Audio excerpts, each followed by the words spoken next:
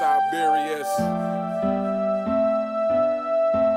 and we about to get serious. It's the real Cyberius, making fanboys furious. Welcome everybody to the Wednesday live stream with AOH, Sports and Fitness Rants, and Speam. Welcome to everybody in the chat. Robin, go ahead and give them a shout out. Yes, absolutely. Once again, man, it's great to be back on a Wednesday live. I'm on vacation, as you guys know, but I still gonna show up and do the show with my people. AOH, the Czar of video footage, the real Cyberius, and my man Speam Engine in the house. Once again, man, shout out to everybody that comes through to support our live shows, to support our channels. I see my man Dakota Reed out there. Shout out to you, man, for coming through. I see Lynetta out there as always. Someone's got a new member, Eric Asher. So shout out to you, or Eric Razier. I probably jacked your name all up, but thank you for becoming a member. Shout out to Mountain Skies for coming through. Emma Hunter, Stevie, Anthony Sanchez, Millhouse Nevermind. Once again, Madam Denise. I think I jacked that one all up, man. Jesus Herrera. Shout out to you. Callie Young, Michael Gill, Lion Tamer, 3D. Once again, man, I am truly humble for all you guys coming through. David Young Senior, you guys know the deal, man. New foe. Let's roll. Your little studio on the go looks pretty darn good. It's not bad, man. I just bought my jerseys and hung them up on the hangers. You know, we try to make something in the background. I like it. All right, so let's just jump right into this because we got a lot of topics to cover. Let's go ahead and start with your soundbite, AOH. So I'll go ahead and start it. And like I said, I believe that you should be able to pause and play on your end. But go ahead and give it a try. If it doesn't work, just feel free to shout out and I'll take care of it. Okay. The last 3 games with a broken hand, so. You know, my ankle was the only thing that was kind of bothering me. Well, obviously bothered me in the later stage of the season. I tore a tendon in my foot. Went to the LeBron James of feet. We was just hit with injuries after injuries after injuries, and it's hard to come back from that. Even if we would have won game, at 5 at home, I would have probably missed 6 and 7. Yeah. And even further. But I don't understand what's going on in the replay center, to be honest. I think I said it this year or last year, whatever. D-Lo clearly gets hit in the face on a drive. It doesn't make sense to me. It makes no sense to me. It bothers me. Don't you get tired of this shit? LeBron said that when they put together the quote-unquote super team, it was a lot tougher on them than what you guys are going through. Do you believe that? What does it matter? We just want a cookie for it? I mean, what is it? Well, it seems like you did. It doesn't matter. It doesn't matter.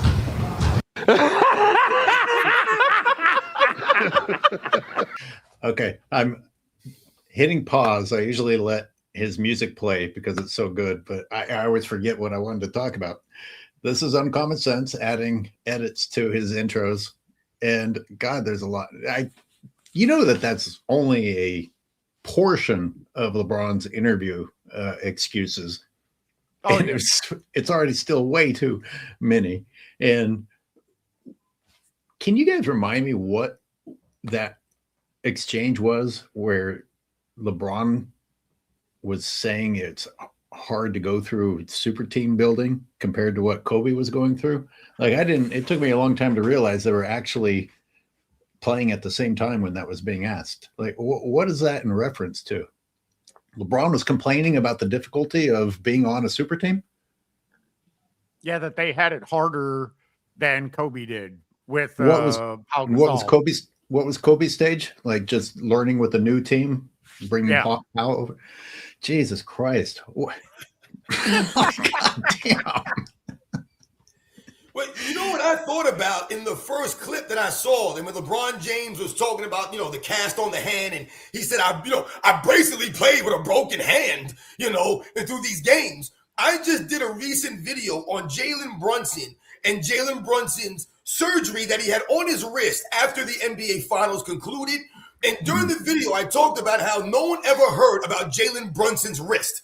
No one heard about this stuff. He never came after game 5 and was like, yo, guys, I won the championship on a broke wrist. So, he didn't come to the post-game press conference with his thing all wrapped up, looking for excuses or looking for people to give a bunch of sympathy and say, hey, look what Jalen Brunson just did. He went and got the surgery after the series. No one talked about the injury, and he dealt with it the entire series. And in fact, LeBron James got no surgery on that quote-unquote broken hand after the series. No surgery, nothing required. Same thing as the foot. Remember, he was supposed to get surgery on the foot. Never got surgery. Jalen Brunson actually got surgery on something that was bothering him in his shooting hand. We all know that Jalen Brunson's game is predicated on his shooting ability, and his wrist was dealing with significant pain, they said, in his shooting hand. Every time he went into his shooting motion, the tendon was rubbing against the bone. Did Jalen Brunson make any excuses? And he actually performed on that wrist. You know, it's funny. LeBron's game does not depend on his shooting ability. And he still complained more.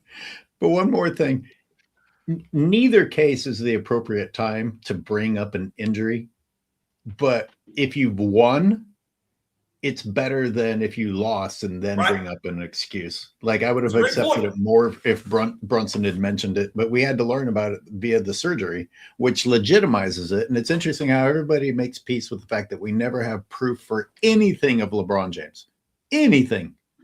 But with other players, we actually know who contacted them. We actually know what the offer on the table is. We actually know what the injury was and when the surgery was and what the status of recovery was. We have, with LeBron James, it's fine that there's absolutely no evidence whatsoever. We'll just roll with it. Not only that, AOH, there's no follow-up after the fact. Everyone just hears him say, I got hurt, and then the next season comes by, and it's never brought up again. I think, Robin, you brought up the foot. That's the most glaring example of no follow-up from the media, no follow-up from any medical professionals. Supposedly this man spends $7.6 billion a year on his body, right? So you would think that there would be there's a medical professional that has a commentary about what happens in movies. And in the news, you'd think that they would have something to say about this Iron Man RoboCop prototype that LeBron James is. But, he mentions a foot injury. He says he'll work it out amongst him and his team. And then you never hear about it again until he starts to play like crap again. And then now all of a sudden, it's flaring up. My team and my family, we have to sit down in a circle around a campfire and talk about my future. It's never brought up again until he starts to fail. Let's talk about journalism. That's exactly what it is. Is it too much? Is it? I'm sorry, Cyberius. I'll just get this out and then I'll shut up. Is it too much for a journalist to say back what absolutely everybody was thinking? What the fuck is a LeBron James of feet? It's a logical question. Like, no one didn't have that thought in their mind. Right. And your job as a journalist, and you can't say, I'm sorry, what did you say? Can you repeat that? What do you mean? What? Well, and the pause between when he said the LeBron James of and feet. He couldn't even get the lie out smoothly. Well, he had to remember it was his foot that was bothering him. Right. You would think the only significant injury he would face would be to like a shoulder or an elbow or something like that, something he consistently uses within his game. Like, if he broke his elbow, I could see that being a significant injury, right? Like, how are you going to elbow somebody in the neck if you have, if your arm's hurt? But if his foot hurts, all right, cool. He doesn't move. What's the difference? Well, I always thought the LeBron James of feet was an interesting comment because he continuously has issues with his fucking feet. Right. Yeah. Right. So in other words, the LeBron James of feet, because the problem has not been resolved. It's an ongoing issue. Or, the reality is we know it's not an issue. It's just an excuse that comes up, that's readily available when he needs it. The LeBron James of feet is as bad as the LeBron James of basketball. Shout out to Observe Natural Evolution, by the way. I was going to talk about that. I don't want to talk about the grown man's feet very often, but they do look like some kind of monster's foot. So him saying that is kind of counterintuitive. So shout out to Observe Natural Evolution for that comment, because he has toes all up and down his foot. It's weird. And remember, it's about the promotion and the excuses. Because if you remember, when they were eliminated from the postseason that year, Kendrick Perkins came on ESPN and right away said, hey, LeBron James played on a broken foot. downgrade the injuries and let you know what LeBron James is playing with, when the great players in NBA's history never let you know that they were injured. You found out later on after the fact, like you just mentioned, AOH, we found out about Jalen Brunson's surgery because he got surgery. So you found out he had to get surgery for a certain situation that was going on in his wrist that was hindering him and causing him a lot of pain. But there were no excuses for Jalen Brunson. He continued to play and did not let people know about this. If you remember going back to that wrist thing or the hand for LeBron James, if you remember, the articles were saying that LeBron James was trying to keep the injury a secret from the Warriors because he was saying that the Warriors were going to use the hand injury against him on the basketball court, which is corny and cheesy as hell, because if you really felt that way, then why would you then wear the cast at the end of the series after you lost? And we all know the answer to that because you needed an excuse. So you use the injury as an excuse, right? To be like, hey, this is why I lost. This is why I couldn't do X, Y, Z. Meanwhile, when you watch the series, you saw LeBron James banging his hand all over the place. You saw LeBron James slamming his hand on the ground. You saw LeBron James doing all his corny handshakes on the bad hand. So your hand's fine to do all that stuff, but your hand was not good enough, and it was so hurt and so bad you felt the need to wrap it up in something. But if it really was injured, then why have you not gotten surgery? Also, does anyone promote Jalen Brunson as the Wolverine of basketball? Does anyone promote Jalen Brunson as some unstoppable freight train locomotive that is tough as hell and durable and playing all these scenes? No one promotes Jalen Brunson that way, but yet he seems to be tougher mentally and physically than LeBron James. When did you guys find out that Ron Artest had cracked Michael Jordan's rib? From Ron Artest. Way later, right? Way later, he was telling a story. Yeah. And we didn't hear about Michael Jordan at age 40 playing with a cracked rib. We didn't hear any of that shit. Can let me pose a question to you guys in the chat. Kobe shooting free throws after a torn Achilles is an all-time moment. Is that fair to say? Yeah. Well, is that okay? Yeah, except that Clay did it. Okay. Oh, that's fair. You're right. The reason I ask is because I'm really surprised we haven't seen LeBron try to emulate that moment by getting quote unquote by getting his version of an injury, which is just someone talking meanly to him, but then getting up and then shooting free throws and being very performative about it. I'm kind of shocked we haven't seen that yet. I still we saw think the exact opposite. We saw the exact opposite. Go ahead and tell me when that took place. We saw. I used the Kobe Bryant and Klay Thompson examples to make fun of this. LeBron James got wrapped up by Desmond Bain trying to go to the layup instead of just letting him have the dunk, which is what you should do. And then LeBron immediately started limping. And when he went to the free throw line, and he missed both free throws, of course. The announcers are sitting there saying, "Oh well, his mind is on his foot." It's like, come on, man. Kobe shot it with a torn Achilles. Clay shot it with a torn Achilles. LeBron fakes something that went away as soon as the free throws were over with. But for this guy, we're okay with announcers making excuses for missing free throws. Right.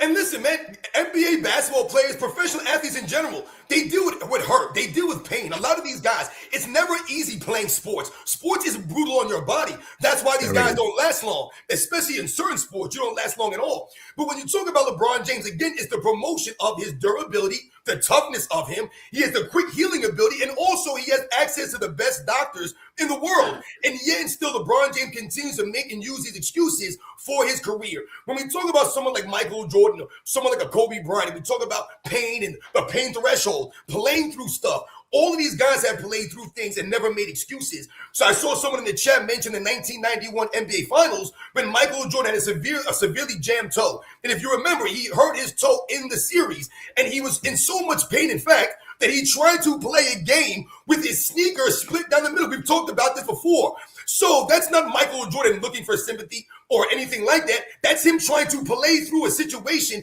and finding any way he could. And it was in so much pain, he tried that out. But if you guys remember that game, it only lasted for like a quarter. And he went back to a regular sneaker and decided to just play through the pain in all of those games. And no one made excuses. But what do you hear now? Hey, well, James Worthy missed one of those games, and Byron Scott was hurt, and so Michael Jordan wasn't hurt. Horace Grant was dealing with something that's in that series.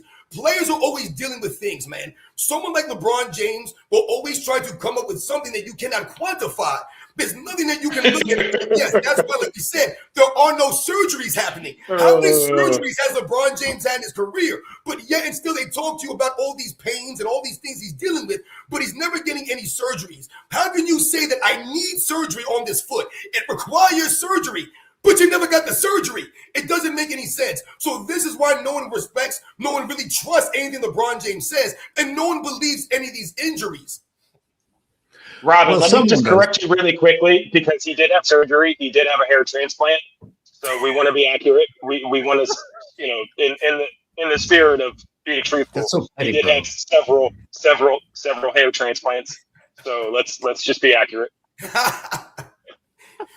I want you guys to remember, if you go back to the 91 finals, and again, I don't like comparing LeBron James to Michael Jordan in every single aspect of their careers, but if you watch the games in the 91 finals, you will clearly see Michael Jordan limping after certain things that he does. For example, he goes up for a dunk, he dunks the ball, gets fouled, and when he comes down, he tries to land on the other foot. You see him literally hop on one leg because landing on that other foot creates a lot of pain. So there were many instances where Michael Jordan had to make adjustments during the game to deal with the pain. There were no excuses. If the Bulls would have lost that series, nobody would have cried and moaned for Michael Jordan. Nobody would say, Michael Jordan was playing on one foot necessarily. Think about the Washington Wizards reports that you talked about AOH. When do we hear about Michael Jordan's knee being drained of black goo? We heard that from the teammates years later. Guys like Etan Thompson, guys like Brendan Hayward, telling these stories of Michael Jordan. Them saying to Michael Jordan, dude, why are you doing this? Why are you even playing through it? They're literally asking Michael Jordan, dude, what are you doing here? Why are you doing this to yourself? And Michael Jordan told them, I'm playing for the love of the game, man. I'm going out there because people expect me to be there. I'm showing up for the people. That's what Michael Jordan always did. That's why I always continue to tell you guys, this man don't owe me nothing. He went out there and laid it on the line, and those are the stories and the examples that they give to you about Michael Jordan. Michael Jordan didn't come out and say, yeah, man, I was playing, draining my knee and all this stuff. No, they told you what Michael Jordan was dealing with. And if he had an injury, you know what they would say? Well, come back tougher next season. Work hard in the off season. You think Michael Jordan wasn't dealing with pain going against the bad boy Pistons? You think Michael Jordan wasn't dealing with pain going against the New York Knicks all those years? He absolutely was dealing with pain. I'll never forget Michael Jordan's face in the post-game press conference of the 1998 Eastern Conference Finals when he's all bruised up. He's got the Band-Aid on the eye. The man looks like he's swole up all over the place. And they asked him about, going back for Game 7. And Michael Jordan ain't making no excuses. Yeah, man, they're pulling me in my jersey. They're running me off these hard screens. Reggie Miller's two-hand shoving me and the refs ain't calling it. Imagine if that was LeBron James. I got two-hand shoved by Reggie Miller. He's on the microphone talking about, yeah, D-Lo got fouled. I don't even know what. Imagine that was LeBron James got two-hand shoved like that. He'd have been up in arms in the post-game press conference. They ain't calling no foul. Reggie just two-hand shoved me. I don't even know what to say to this stuff. Let me give, I'll let you do it, but don't miss M. Hunter Stevie, who gave me a super, and I appreciate it, sir. Absolutely. And he was on it before we even said it, so it's really kind of like redundant, but he said, Robin, LeBron didn't need surgery on his foot. He saw the LeBron James of feet, and we all know he's never had any foot problems ever since then. Or someone else said in the comments, wait a minute, the LeBron James of feet airballs free throws? Thank you, M. Hunter. You say that because you guys were talking earlier about how LeBron James tries to, he tries to emulate, some of the great players, things that they say, right? He tries to copy Michael Jordan's chalk toss, right? He wears the number, but you don't really play the game with the same level of intensity, the same level of integrity, right? The same level of love that someone like Michael Jordan played with, someone like Kobe Bryant played with, these guys that were going to go out there and lay it on the line. LeBron James ain't laying on the line. He's rolling around on the floor. He's wasting time. He's crying and moaning for nothing. He's yelling at the referees and not getting any technical fouls. All these things are happening on the basketball court, but they keep trying to tell you how great LeBron James is and how close he is to the other great players and how similar their mindsets are and the toughness of these guys. It's not even close, guys. It's a night and day, man. Well, so this is actually an excellent transition to one of the topics that I wanted to bring up.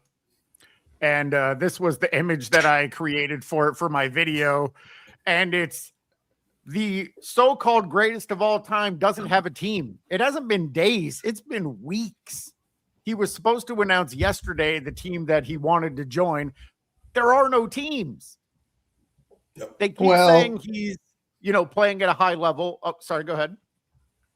I said this on Sunday. Let's get a vote out of you guys right now so that we know where everyone stands. Which is it? Is he actually homeless, or did he already know a season ago where he was going? And this is all performative. This is everything from Rich Paul. It's all for the documentary. Well, we want to include that all 27 teams wanted LeBron James, but the reality is his manipulative ass already knew where he was going into this last season. Or do you really think that he's homeless? I still maintain he's going to Miami. I think he's known that for a very long time. I think Giannis signing with them, giving him yet another generational big man, is exactly what he's looking for. I think this is all meant to manipulate the press, just like every season. He's as stupid as he is, and he is just dangerously stupid. He still has a team that calculates his moves. I still think he's going to Miami. Okay, so that's one vote that he already has it planned, and this is all fake. Robin, what's your vote? I don't even know what to say to this, really, because it's interesting that you bring up that LeBron James is trying to copy the Last Dance documentary. See, this goes back to what we talked about, how LeBron James is not original or authentic. There's no originality to this man. He has not one original bone in his. I mean, think about something as simple as his signature dunk. It's not original. It's a basic, boring tomahawk dunk. I told you, it's a cheap knockoff version of Karl Malone's dunk. That's really what you get. So for him to maybe be trying to do a Last Dance documentary, in my opinion, what seems to be going on here, what I think is going on, is I believe that LeBron James thought that he was going to be more like people were going to really be trying to get his services more than they actually are. I think that's what he thought. He was going to let the Lakers know, hey, I'm not coming back to the Lakers. And all of a sudden, the floodgates would open. Every team would be jumping and tripping over themselves to get LeBron James on their roster, right? We saw a bunch of tweets go out from different entities. Oh, LeBron James a free agent. Maybe we can get LeBron James to play here. But when you think about what you're hearing from some of these teams, I just saw a report from the Philadelphia Sixers that Tyrese Maxey, Joel Embiid, and the newly acquired Jaylen Brown have all communicated with LeBron James, trying to get him to come to the city of Philadelphia and play for the Sixers next season. And people are actually saying that that could be the best destination for him to win a championship. But they also tell you LeBron James not playing for championships. He's playing for happiness, which we all know is BS. Right. Yeah. Rich Paul all upset about Charles Barkley accusing LeBron of ring chasing. Oh, he ain't ring chasing. And yet out of your own mouth, you guys are saying, well, we're looking for the team that has the best chance to compete. We want to be part of a contending team. That is ring chasing. Anyway, so I dare him to go to the Charlotte Hornets next year. I dare you to go to Charlotte Hornets next year and turn the franchise around. I double dog dare you. Okay, real quick before we move forward, just to piggyback off Robin, your point really quickly. He's never wanted to play with young or developing players his entire career. This just further solidifies that. Robin, that's such a great point you made. He would never dare go to Charlotte or any team that requires any kind of build-up. I just wanted to give you props for that. He never wants to play where you have to develop talent, yet he makes everybody better. How do you have two conflicting statements like that, just to your point, AOH? Well, what are the consequences, though? Like, I don't want to give it away because I recorded an entire rant this morning, but when this becomes just a part of filming for the fake documentary about a fake career, are there going to be any consequences that we learn later on, just like we learned in Miami that he knew all along he was going to Miami and he pretended that it was a last-minute decision? And there weren't any consequences then for finding out that he lied. What are the consequences going to be when we find out that Rich Paul is going on every platform that he can, lying about they're still deciding what the best decision is, only for us to learn later on they've known this whole time. I mean, There aren't listen, any let's be real consequences. about Rich Paul here for a second, AOH, because Rich Paul is starting to understand. I think he's starting to see the end of his career in sight. Because when LeBron James stops playing basketball, who's Rich Paul then? Who is he? He's nobody without LeBron James being a current, active NBA basketball player. Once LeBron James is officially retired from the NBA, then Rich Paul's retired. He's done, man. No one's going to care about Rich Paul. He's not going to have anything to say. No cachet, right? So Rich Ben Paul Simmons. understands everything is attached to LeBron James. That's why he'll go out of his way, lie for LeBron James. He'll cheat, steal for LeBron James because he owes his entire existence to LeBron James, man. All right, so when LeBron James says, yeah, well, you know, my entourage, I made them go to school. I made them get their degrees, and I made these guys do all these things. Really, LeBron James, did you really? Because Rich Paul doesn't seem like educated a single bit to me. I've never heard this man say something profound. I've never heard him say something that I step back and I'm like, damn, you know what? I didn't think about it like that. Rich Paul is another guy who thinks he's smarter than he really is. And why is he like that? Because your homeboy, the guy who's the leader of your entourage, is LeBron James, a certified narcissist who thinks he knows everything everywhere he goes.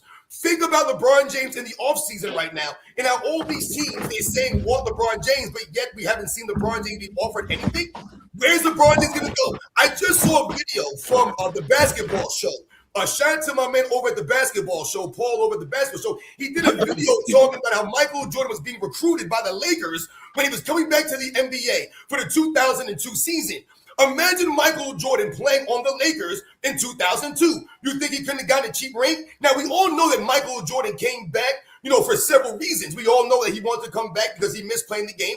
We also know that Michael Jordan was forced into retirement after the 1998 season. So there was still an itch that he needed to scratch. But also, he had an agreement, and with the Washington Wizards ownership to become more invested in the ownership of Washington Wizards. So it was twofold for Michael Jordan. But if ring chasing was all Michael Jordan wanted to do, he could have easily came back and played for Lakers or any other franchises, because we know for a fact Michael Jordan would have been pursued if he was a free agent and would have been willing to come back and play for any team available for him. They would have been tripping over themselves to get Michael Jordan on their team. Well, and the NBA has already started to ostracize Clutch. They went, PMR did a whole video about how the NBA voted against Clutchonomics and have essentially started driving it out of the league. So I think you're absolutely right, Robin. Once LeBron is no longer an active player with whatever cachet he has, Rich Paul isn't going to have a leg to stand on. Yep. The NBA Well, isn't Cyberius Clutch anymore. Yep. That's not new though. Do you remember maybe about 7-8 years ago they tried to change the rules in order for you to be an agent, and that was directly related to Rich Paul, not because anything other than he was clearly in the locker rooms manipulating everything based on being LeBron James's quote unquote best friend. It had nothing to do with the color of his skin or his background or the fact that he sold jerseys out of his car or anything like that. It was that he was going in between the lines to get all these deals done. And when the NBA tried to do something about it, they immediately went and played the race card, which is something that they've been doing. That's a LeBron James. That's like the number one move in their playbook. So that's not going to change. The more they move to get them out of there, the more they're going to hammer down something that's not based in basketball. Yep. Yeah. Well, because that's all they have. I mean, I remember on one of PMR and my live streams, there was a fanboy in the comments, and we specifically asked them, name 5 things that LeBron has done for basketball. And everything that they named had nothing to do with basketball. They said, he's empowered players. He's got them money. He started the Promise School, which, I mean, I don't know if I'd be tying my name to that with its performance, but they did. They mentioned it. He's a great father. He's a great husband. They couldn't mention anything that he does on the court because nothing he's done on the court has been to build up it hasn't made basketball better. No, you're right. You're right. That's a great point, Cyberius. And that's what we've been alluding to in a lot of these live shows, a lot of our videos. You know, LeBron James never doing anything to lift up the actual league. Everything he does is for himself. That's what it is. Whatever he gets from the game, not what he's giving back to the game. So you're absolutely on the money that you cannot name anything that he's. I mean, if we go all the way back to the beginning, and we've talked about so many times, the slam dunk contest, that was so basic. That was so simple. That would have been you lifting up the game. That would have been something that we could point to. Yo, man, when LeBron James did that slam dunk contest, man, when we thought it was going to start fading away into existence, LeBron James helped keep it relevant. He couldn't even do something that simple. And I've told you guys, one of the reasons why it aggravates me that he never did it is because the man actually had the nerve to do 2 skills challenges. How do you do the skills challenge 2 times, but you don't do the slam dunk contest? And then what do they promote LeBron James as? One of the greatest dunkers in NBA's history. But Robin, not even that. Just like everything else in his career, if he had kept his mouth shut and never talked about, I'm announcing myself for the next year's dunk contest, blah blah blah. Yep. If he had just shut up and dribbled, ironically, we wouldn't be talking about this right now. But Remember he's Magic the one who Johnson opened up his offered to big fat pay mouth. money for him to do it? Yeah. Magic freaking Right. Johnson, the same guy who years later said, "Can LeBron James stop Jason Terry?" He put that pressure on himself, just like he did in Miami, talking about not 6, not 7, not 8. He's the one who he does this to himself. That's the crux of this entire thing. Literally, if he did just play basketball and just shut up, we probably wouldn't even be having this conversation. But we have to hear about this from him and his camp at the beginning of every business day. That's why we do what we do. LeBron James, he copied Michael Jordan's closed-eye free throws. You guys remember when he chose the closed-eye free throw? But yet and still, you won't copy anything else the way Michael Jordan really goes about playing the actual game. When I hear LeBron James say, yeah, I watched Michael Jordan growing up. He was an idol of mine. I love Michael Jordan, this and that. When you hear him say that and then you watch his actions over his career, it's a complete contradiction of what Michael Jordan would have done. If you remember years ago, they used to have these bracelets that people were wearing, and it was set up WW like Jesus or whatever. What would Jesus do? Right? And everybody was wearing these wristbands. What would Jesus do? What would Michael Jordan do, LeBron James? That's what you should have been thinking throughout your career. Whenever you came to a fork in the road and you had to make a decision, like in 2010, you should have sat down with your team and said, what would Michael Jordan do here, guys? What do you think Michael Jordan would have done? And I've told people before, I don't have a problem with LeBron James leaving Cleveland in 2010. I have a problem with where he went. That's what it was. You could have went to a bunch of other teams that would have liked to have you there. I did a video a couple of weeks back about that dude, Timothy Chalamet, right? The actor. He grew up in New York City. And I did a video talking about how when he got some money from child acting, he said he got a check. The first thing he did was went and bought season tickets for the Knicks. And the reason he said he did that is because he thought LeBron James was going there. That's so terrible. again, LeBron James had let down the fans many, many times throughout his career, and he continues to act in a complete opposite way of someone like a Michael Jordan would have ever acted. But then you wear his number and talk about how much you loved Michael Jordan and watched him growing up. Shameful. That's not a good reason to go buy your first Knicks tickets. Shame on him. He should have bought them But before think that. about the time, Airways. Think about when that was. This is before the decision. This is before he went to Miami. If he would have made that move and went to the Knicks, LeBron James would have a lot more respect today than he does now. If you went to the Knicks, again, I don't care if you leave Cleveland. You want to leave Cleveland, fine.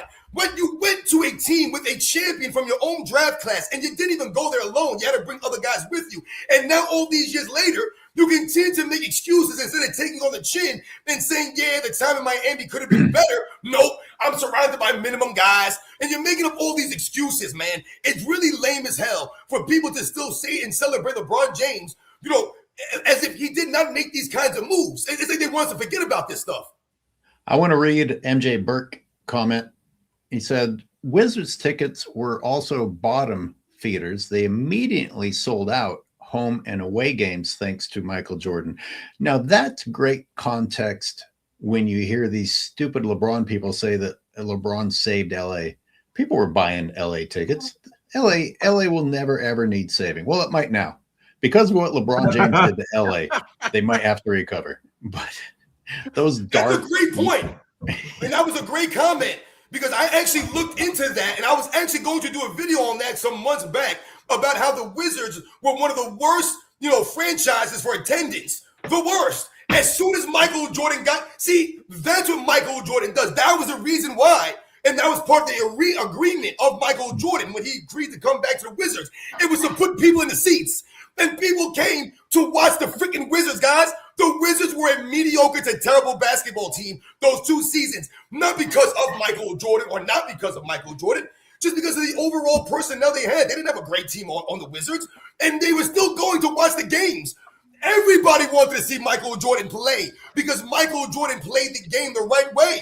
Right? He did things. He hustled on the basketball court. You never watched Michael Jordan on the Wizards, who was dealing with a lot of pain, dealing with a lot of stuff. You never saw him walking around. You never saw him like this all game long. We never saw him pointing at Rip Hamilton or blaming Jerry Stackhouse or blaming Christian Laettner or blaming Brendan Hayward or some of these other guys. And Michael Jordan never played with an Anthony Davis, never played with a Luka Doncic. He never played with an Austin Reeves even.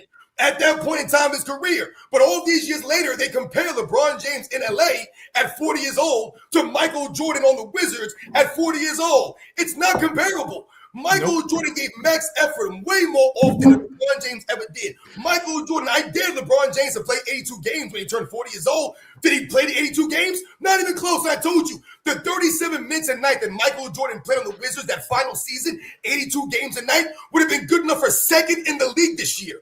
Second. That's insane.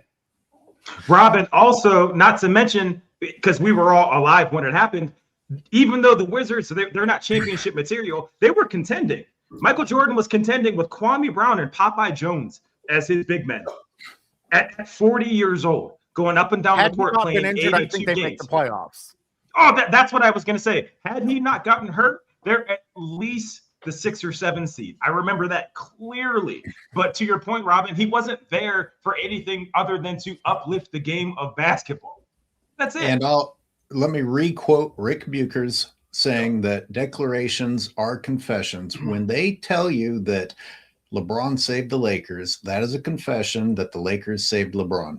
You can actually look at what Jordan did for the Wizards and make an argument that he saved them. He at least helped them a lot. But this idea that LeBron saved the Lakers is offensive in addition to inaccurate. As soon as Michael Jordan left, the attendance went back down.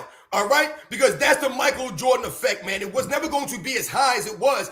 They had the #1 attendance when the freaking Wizards, when Michael Jordan was there, guys. Think about what Rip Hamilton talked about to this day that Michael Jordan did. Just in Rip Hamilton played 1 season with Michael Jordan, guys.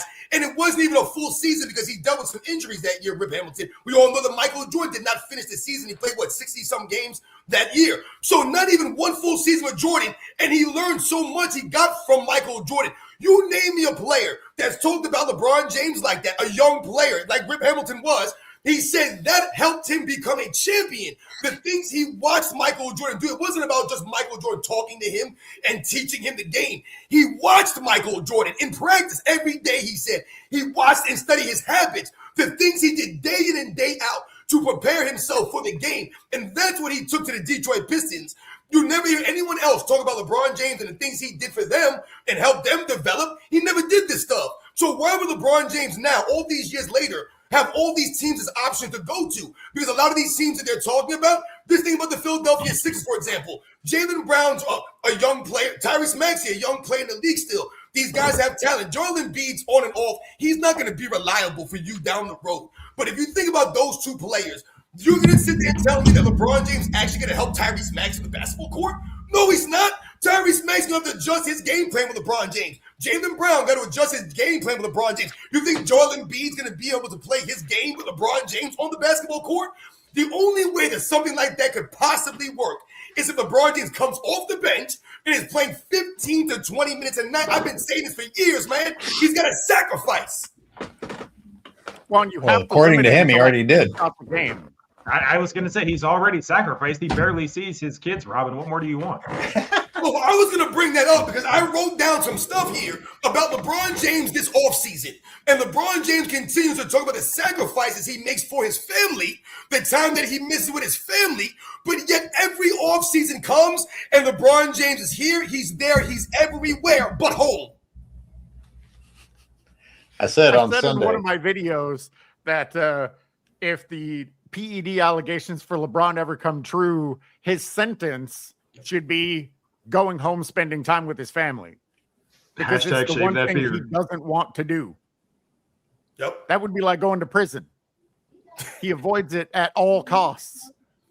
I'm telling you, I did talk in my video the other day, and I talked about how I've known people at jobs. People have worked jobs for 20, 25, 30 years, and they refuse to retire. And you know what these guys have told me? Grown-ass men who are in their 50s, their 60s, who have worked these jobs, hard jobs, for all these years. Do you know why they won't retire? They don't want to go home to their wives. They've told me this. So you have grown men out there who have been in marriages for 20 plus years, have worked these jobs that are killing them. They're literally losing money working these jobs all these years. They don't want to go home because they don't want to go home with their wife. They tell me this stuff, guys. Yeah, man, I don't know what to do with my wife. We're going to sit there and not talk about nothing. There are guys in relationships like that. So when you have LeBron James, who's a billionaire, one of the most famous people in the world, there's no reason for him to be playing basketball still. What I'm getting from it, he don't want to go home. He don't want to be home with his wife. If you have all these time, or you complain about you're missing all this time, then when you got time, wouldn't you want to spend it with your wife, who in fact called you the GOAT? when you Real couldn't join quick. Sunday, I made sure to point out to everybody listening that you were on vacation and you actually took your family with you, unlike LeBron. One thing I will say is it would be interesting to see that if he goes to Philly with as much as Embiid flops around, assuming he plays, I don't know, 50 games, right? As much as he flops around, if the Sixers free throw differential goes up like the Lakers did, I think to me, it's like, okay, well, now you're just putting more proof in the pudding that it's clear that the league is still in his pocket. So the one positive to him going to the Sixers is if you do see a team that flops that much, let me just put it in that context. If a team that flops that much, if their free throw differential goes up like how the Lakers did, then to me, it's like, okay, well, here's more proof that you need to investigate what's happening. I'm not saying that it will, but here's further proof. You know what I mean? Yeah. Well, in the 8 years that LeBron was with the Lakers, PMR did the math on it, and wearing a Lakers jersey gets you 53 free throws per season. Just for wearing the jersey. It doesn't matter who you are. You don't have to be Luka. You don't have to be Austin Reeves. You don't have to be LeBron. Just wearing that jersey. So I think if he does go to the Sixers, the Cavaliers, the Heat, whatever, they are going to inherit that free throw discrepancy. Right. That's so true. That's a great point. And I wanted to hit on what I just mentioned about the wife thing and going home to your family or your wife, your significant other. The point that I want to make here, it's not that relationships are not hard and that, I understand this stuff. Those guys that I'm telling you about that have told me these things in my face, they're not talking and bragging about missing time with their family and then not going home. LeBron James talks about how much he misses his family. That's what makes it weird and really cringe to me. If you really do miss your family that much, you missed all this time. You want to get this time and spend this time with your family. Every chance you get to do this, you don't do it. That's why I'm saying you obviously don't really want to be there with your wife. The other guys that I mentioned, they've never told me, I miss all the time with my family, man. And then they don't go home. They just don't want to go home. That's what I get from LeBron James. So I wrote down a couple of things real quick. Some of the things that LeBron James has going on his schedule just this week alone. Now, we all know he's been making public appearances all over the place. This is what he continues to do. I never see his wife with him, never see his kids with him on that podcast. So LeBron James will be at Fanatics Fest at the Jacob Javits Center in New York coming up this week. LeBron James will also be going to a Game Plan Business and Sports Summit this week. He's also going to be doing a live taping of Mind the Game with Tyrese Halliburton. He's also going to be going to the Time 100 Gala for Athlete of the Century. Also doing another live episode of The Shop. This is all going on this week for LeBron James. But yet still, I miss time with my family. Yeah, that doesn't sound like a guy that's looking for happiness. That looks that sounds like a guy who's looking for relevance, attention. That's right. Well, That's what it is. you know what? Also, Cyberius, you know, I don't think I have a male friend in my circle that hasn't done that thing where they just sit out in their car, you know, for 45 minutes to an hour before they go inside because they don't want to deal with X, Y, and Z. Like, that's just a normal human thing that you go through. I think when you're consistently talking about how badly you do want to go home or be with your family, you know, to Robin's point, you're overcompensating. You know, life isn't so black and white like that. Like most men just need a break from something. And for him to consistently talk about how bad he misses these things that he very clearly has open access to as a top 1% earner on the planet, is a slap in the face to people who maybe obviously don't have it so simple. Right. Well, and it's just being disingenuous like he is about everything. It's say one thing, do another. And it's exactly. Say one thing and do another. LeBron James' entire career is one big contradiction. And a lot of the people that promote LeBron James are hypocrites. Right? They promote this stuff for LeBron James, but they don't promote it for other players. Like we've mentioned Steph Curry many times on these live shows and how Steph Curry is the complete opposite of LeBron James. They never promote Steph Curry as needing more help. Right? You never hear them say, oh, what's the Golden State Warriors going to do for Steph Curry? He needs more help. They got to get him more help. They're not doing anything for Steph Curry. But everywhere LeBron James goes, the general manager's not doing enough. The organization's not doing enough. They're letting down LeBron. Remember when they were reporting that the Lakers are, quote unquote, wasting LeBron James' years? They're wasting his years? Oh, yeah. What have the Warriors done to Steph Curry? But Robin, speaking of Steph Curry, you think that man wants to go back inside his mansion every night? He's going through it seriously. His wife is consistently putting him through the ringer. You think he just wants to come right home, marching in, you know, shopping bags in hand? I promise you, he sits outside his house overthinking everything as any other man would. But we don't hear about it ever. Like, that's the point. Because it's regular life stuff that we all go through. You don't have to glamorize it. You don't have to, you know, dramatize it. It's just a thing that we do. Not everybody has to get, you know, he doesn't have to get first place award for wants to see his family the most. You know what I mean? That's not a patch that he needs on his jersey. It's disgusting. That's right, the jersey patches. Robin, you made an excellent point because I personally, I don't like Steph Curry. He's very Isaiah Thomas to me in that he pretends to be one thing and it's very much another behind closed doors. However, I don't know that that's just me making assumptions. However, they have done nothing to help him. He could have far more than 4 rings if they offered him any type of assistance. They just keep hanging on to Draymond, God knows why. They keep hanging on to Kerr, God knows why. And his talent is being wasted. That's one thing that I have to say. Despite how I feel about Curry, he is incredibly talented. He's absolutely more talented than LeBron. He should have been the face of the league over LeBron. He's dominated LeBron's era more than LeBron has. And what has he gotten for it?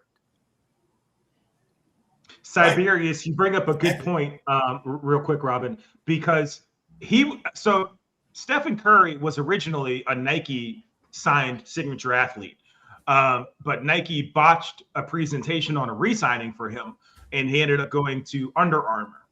I still believe to this day, if Steph Curry had remained a Nike athlete, he would be the face of the league, and the league would be in a much better space because there's no conversation as to whether or not he's more skilled than LeBron James. It's not even like there's no debate, and I wouldn't even waste my time debating that to anybody, right?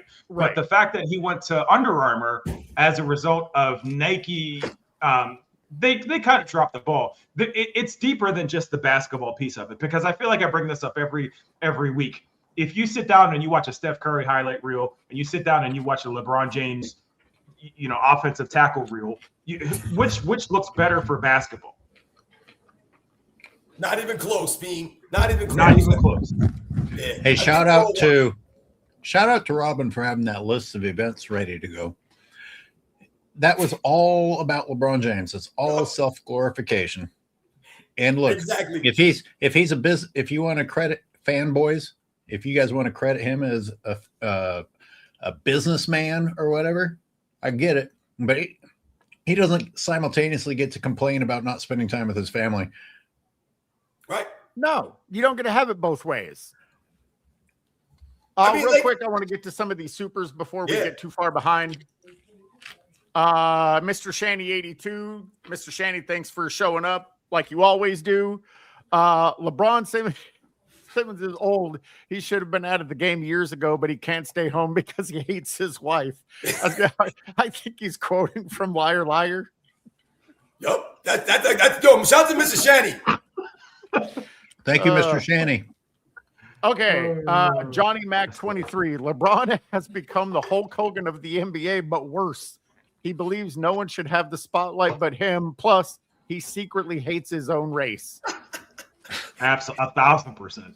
1,000%. Hey, at least Hulk Hogan actually lifted up the WWE. He actually lifted up WCW. He actually added to those entities, Hulk Hogan. LeBron James, like Cyberius mentioned earlier, you can't name anything that he's done to lift up the NBA. Really nothing. There's not one thing. Nope, not one thing. It's really sad. Hulk Hogan? Like it's sad that you think about the offseason has gone so far, and everyone continues to talk about where LeBron James is going to go. And the sad reality is that every offseason, this is what they talk about because they know LeBron James is not a loyal player. He's not going to, let you know what's going on. He's got to keep everything a secret and try to, finagle his own way around this.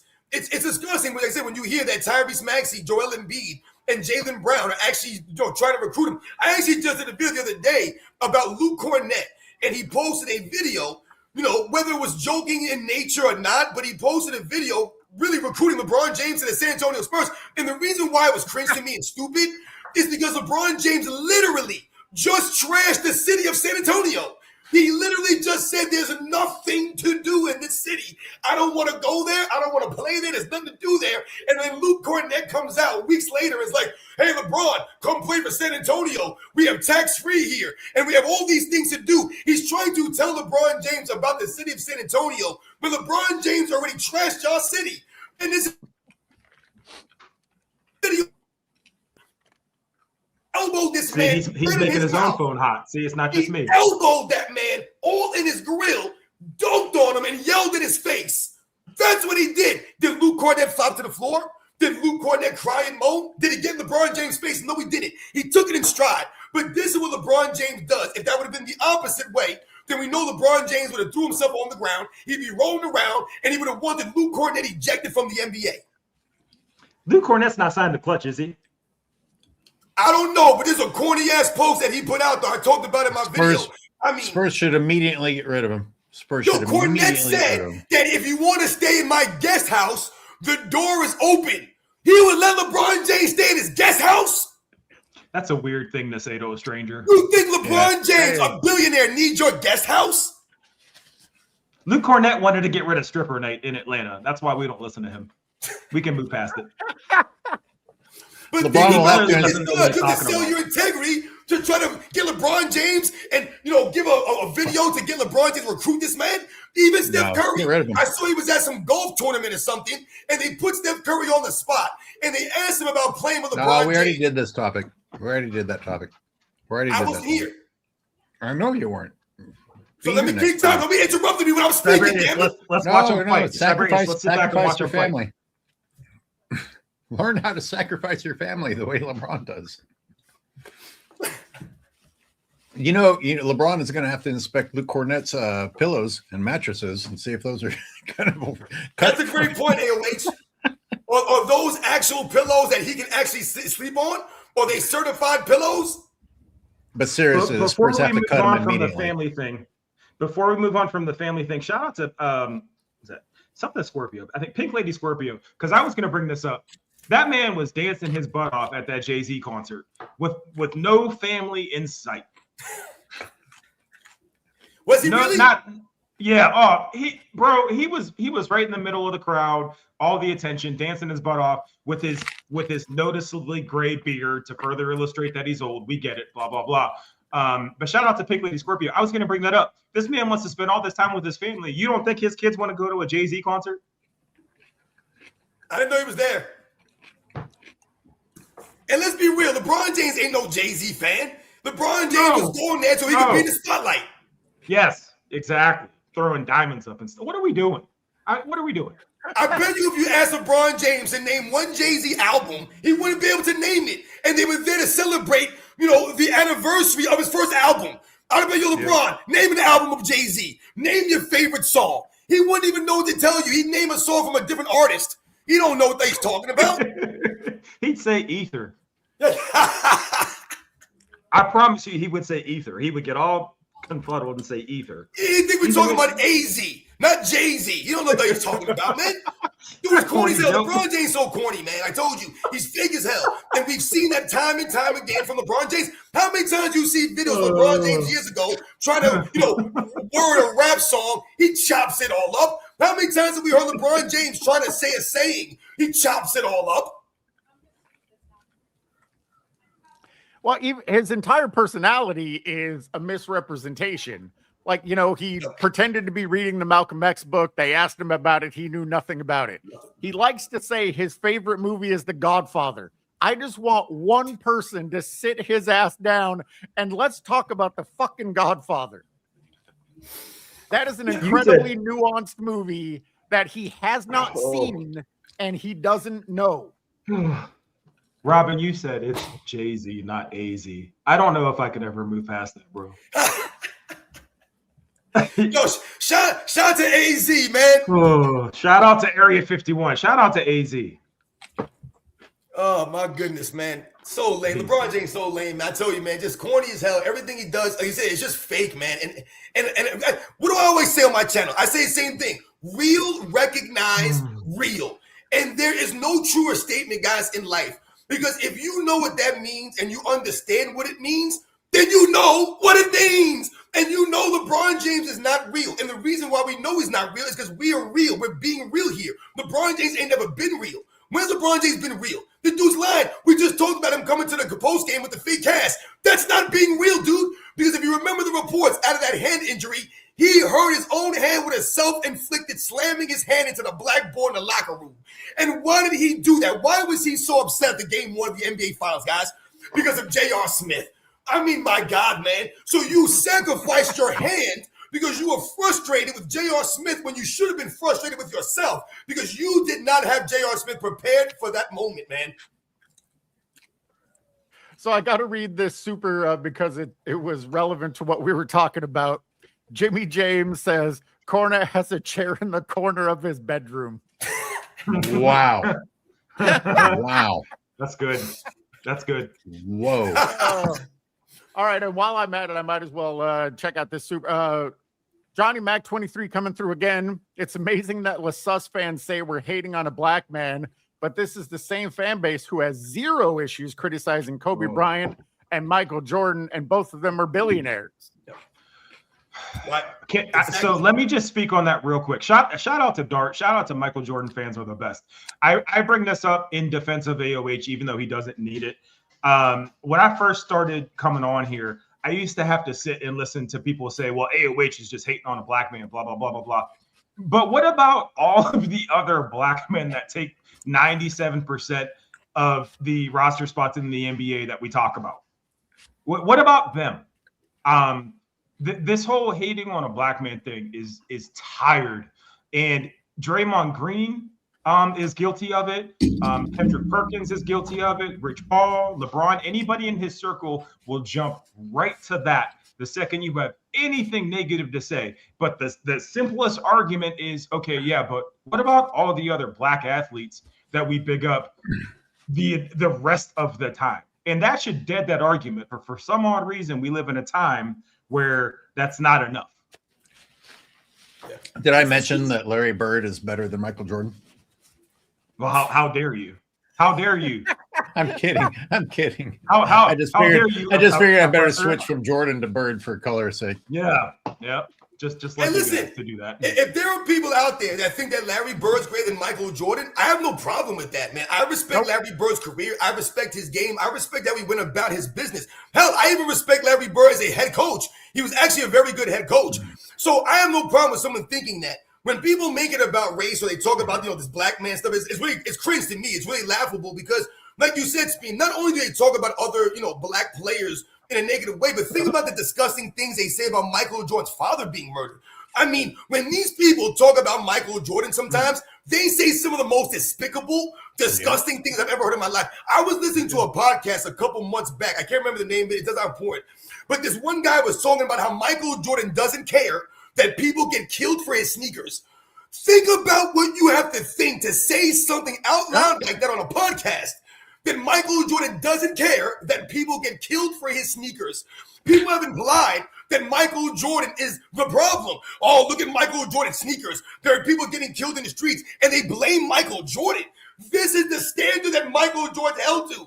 He has to be responsible for every kid, every person in the world and what they do. Not the parents of these children, not the parents of these people. It's Michael Jordan's fault. They'll say Michael Jordan's sneakers cost too much money, as if LeBron James sneakers are cheap, as if any of these guys' sneakers are cheap. None of these guys' sneakers. Let's get one thing straight here, guys.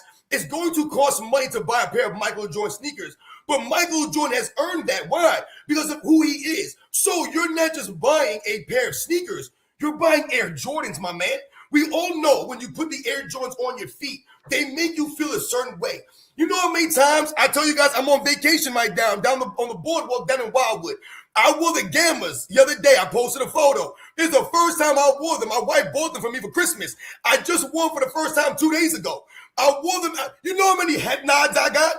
And everyone knows, all the black folks out there, you know what I'm talking about when I'm talking about the head nod, right? You walk down the street, they saw your feet. They saw the feet, and they gave you the head nod. Why? Because they acknowledged what you got on. Ain't no one ever going to walk by you and give you the head nod because you got LeBron's on your feet. Ain't no one ever going to be like, yo, I see you. You know how many head nods I got, y'all? You know how many looks I got? But no, that's an incredibly valid point because not only do Jordans make you feel good, they make other people feel good when they see them on your feet. Yup. I get that all the time. I was going to say, because of my injuries, I have to walk with a walker. It doesn't mean I'm not going to wear my fucking shoes. They got the J's on. I was going to say, so I'll be wearing my Jordans. I'll be wearing my SB Dunks, whatever, and I get the nod. It makes not for nothing. It makes them feel good. Not for nothing.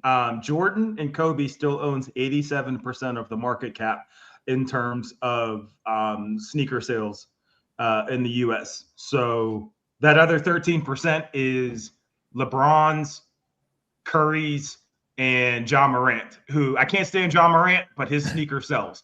So as much marketing as Nike, but it's a pretty, his sneakers are, they're pretty nice, I gotta say. But for as much as Nike puts into marketing with LeBron, he owns less than 13% of a market cap. When his sneaker comes out twice a year, he's going against Jordans that just re-release. So we're not talking about a new silhouette, right? We're talking about retros that come out once every couple years that people are fighting themselves in the street for. If that's not a testament to somebody's just like staying relevant, I don't know what else to tell you. Well, and I think LeBron released 6 different colorways in a 6-month period. Yep. He was releasing one almost every month. From the hurt, and they're all tied to different. They're all tied to different little ways of trying to convince people of stuff. And people still don't buy them. Nope. Right. Unless you're at Marshalls or TJ Maxx. And you know what's really unique about, something like the Michael? I mean, listen, there are different kinds of footwear. And sometimes, what part of the country you're from or what part of the world you're from, then footwear might be different, right? Maybe if you're on the West Coast, you might, think differently. Like I remember when I was young in New York, the Air Force Ones is a staple. You have to wear and have a fresh pair of all white Air Force Ones. You needed a clean pair. But I remember on the West Coast, they were wearing the Air Cortez. That's what they wore on the West Coast, Air Cortez. We didn't wear these as much on the East Coast. So like I said, there are different sneakers, right? Different, styles for different areas of the country. The thing that's unique about Michael Jordan sneakers is that it don't matter if you're on the East Coast, the West Coast, down south, up north, if you're from a hole in the wall, if you're from an urban setting, if you're from the suburbs, if you're from the country, if you're from a farm, you're going to be seeing people rocking Jordans from all walks of life. You'll see old people. I saw a guy yesterday, guys. This is a true story. I almost took a picture of this. I didn't have my phone on me, though. I saw this guy on the boardwalk last night, right? And he was this guy looked to me, he had to be almost 70, maybe in his 70s. Old white dude with a long white beard, right? He had a pair of Air Jordans on his feet, y'all. Air Jordans. And I got to tell you, them Jordans was clean. They were clean as hell. So again, it don't matter where you're from, what walk of life you're from, what color your skin is, you're going to be rocking them Jordans, and you know that. No, they're ubiquitous. They're everywhere. Yep. And think about it. You can't even play basketball in half of them joints. Try to play basketball in the Air Jordan 2s. Try to play basketball in the Air Jordan 3s. Try to play basketball in the Air Jordan 1s. You're going to be jacked up. So when you think about the Jordan sneakers versus the Kobe Bryant's, for example, I balled in Kobe's. I balled in Jordans before. And a lot of the models of the Air Jordans are not for playing basketball in necessarily. But when you think about it, Michael Jordan played basketball in the sneakers. Hey, was the 70-year-old white man you're talking about, was that AOH? No, this guy's beard was like Santa, man. I'm telling you, if you looked at him, you would have, once again, you wouldn't have thought that he would be wearing Michael Jordan sneakers. But yet, he was wearing a Giannis Antetokounmpo jersey, and he had the Michael Jordan sneakers, man. I can't remember what number. I want to say they were the 6s that he had on his feet. All right, the ones that Jordan won the first championship in, I believe, or maybe the second, maybe the first championship. I think it was that model. I can't remember if that's a 6 or the 7s, whatever one it was. But he had those on, the green colorway. It matched the Milwaukee Bucks jersey he was wearing. The whole outfit was fire. And this dude, I told you, he looked like he was going to go weed whacking somewhere, man. You know what I'm saying? In a pair of camouflage pants or something.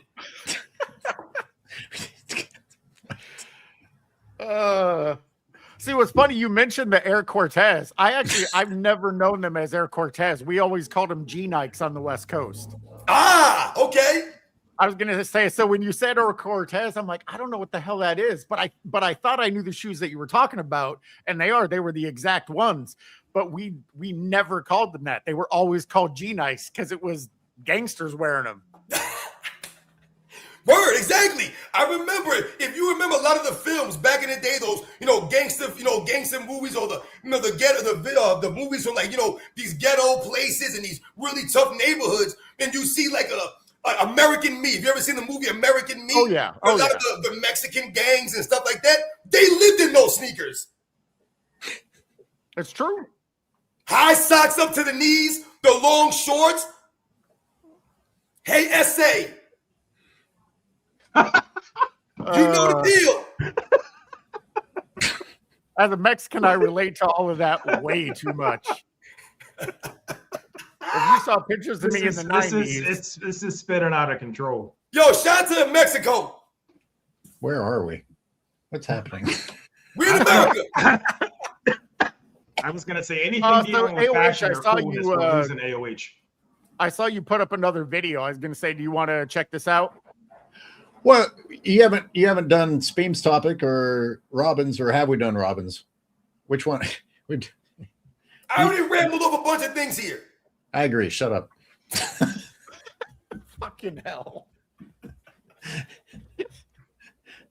Go do another line. Go do another 8 ball. I'm hosting. I'll do what I want.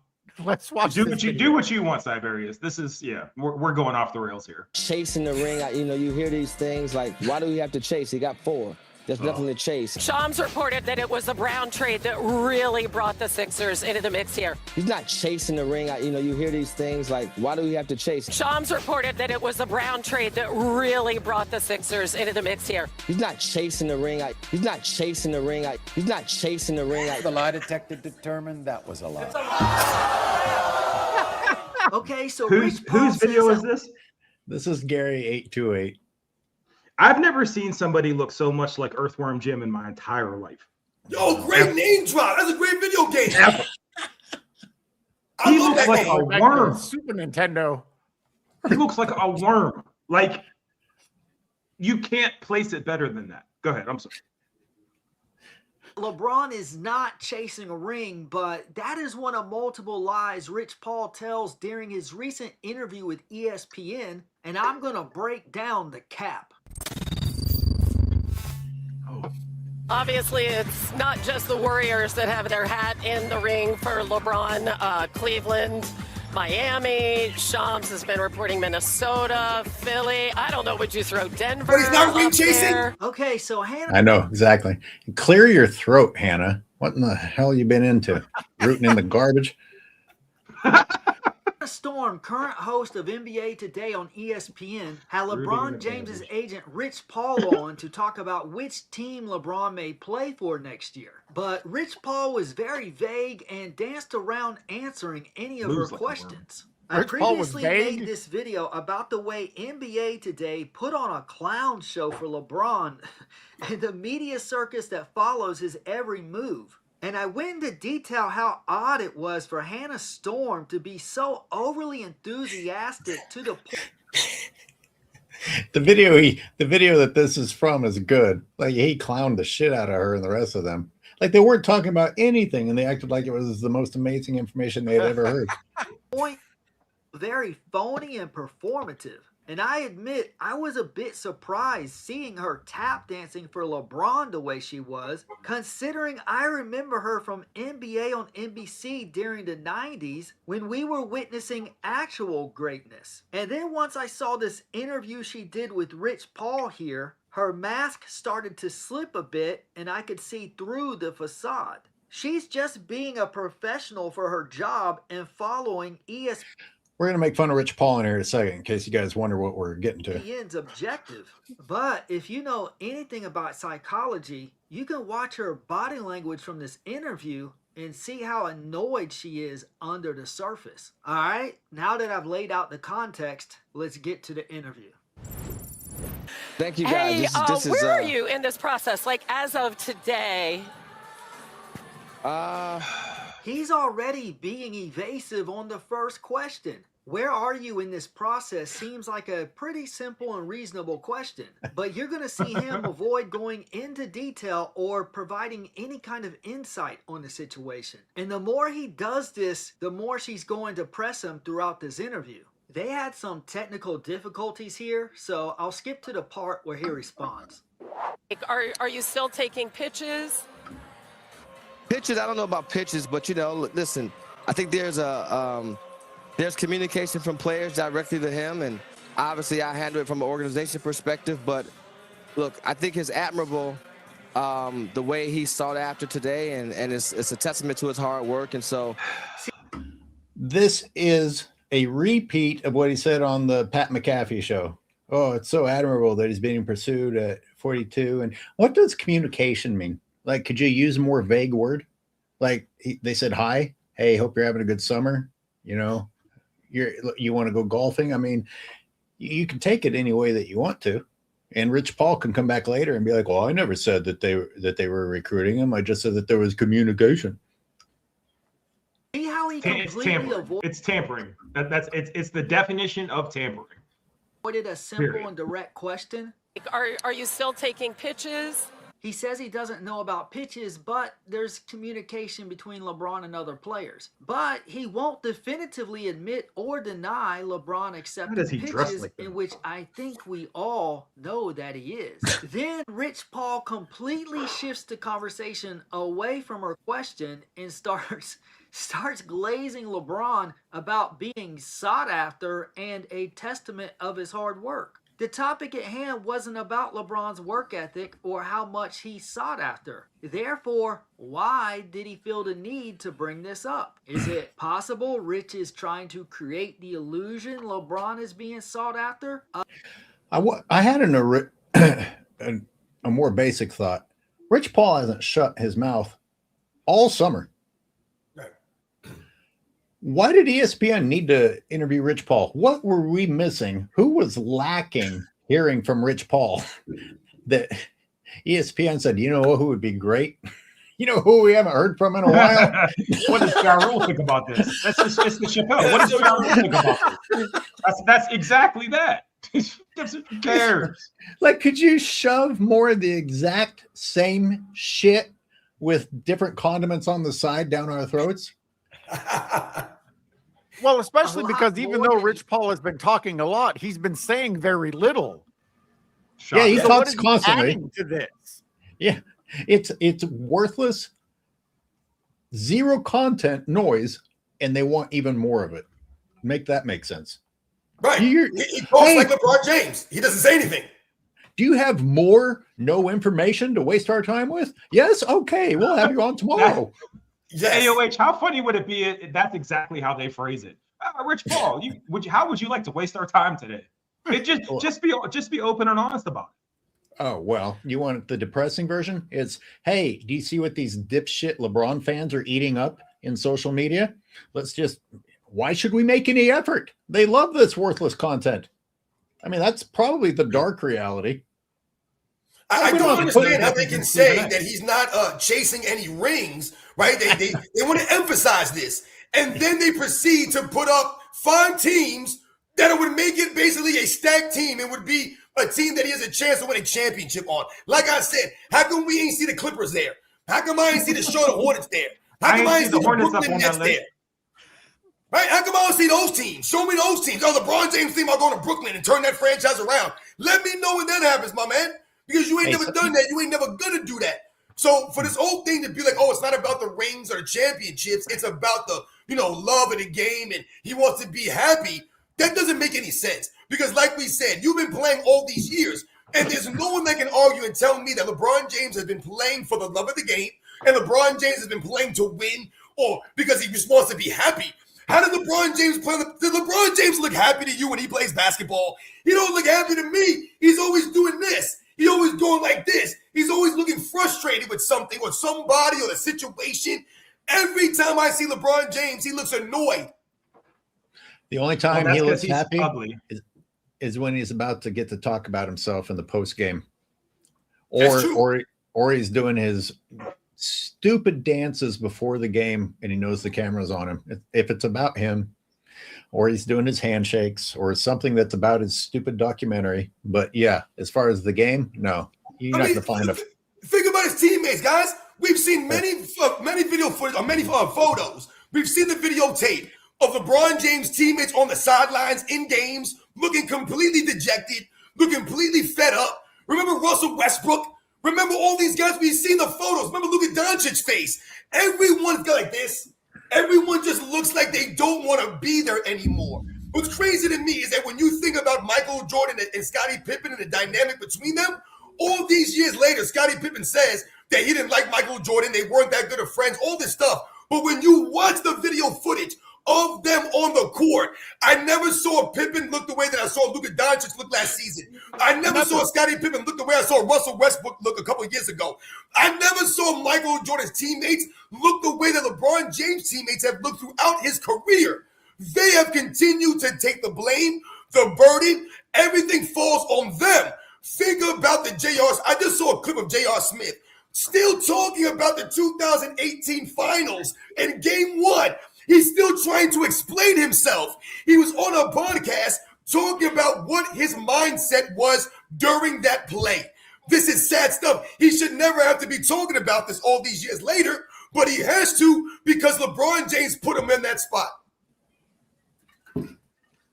Well, and it's a very valid point that you make, Robin, because I don't know if you guys, I mean, I try not to watch a lot of basketball, but when LeBron was out with sciatica and Luka and Austin Reeves were playing together, there appeared to be joy on that court.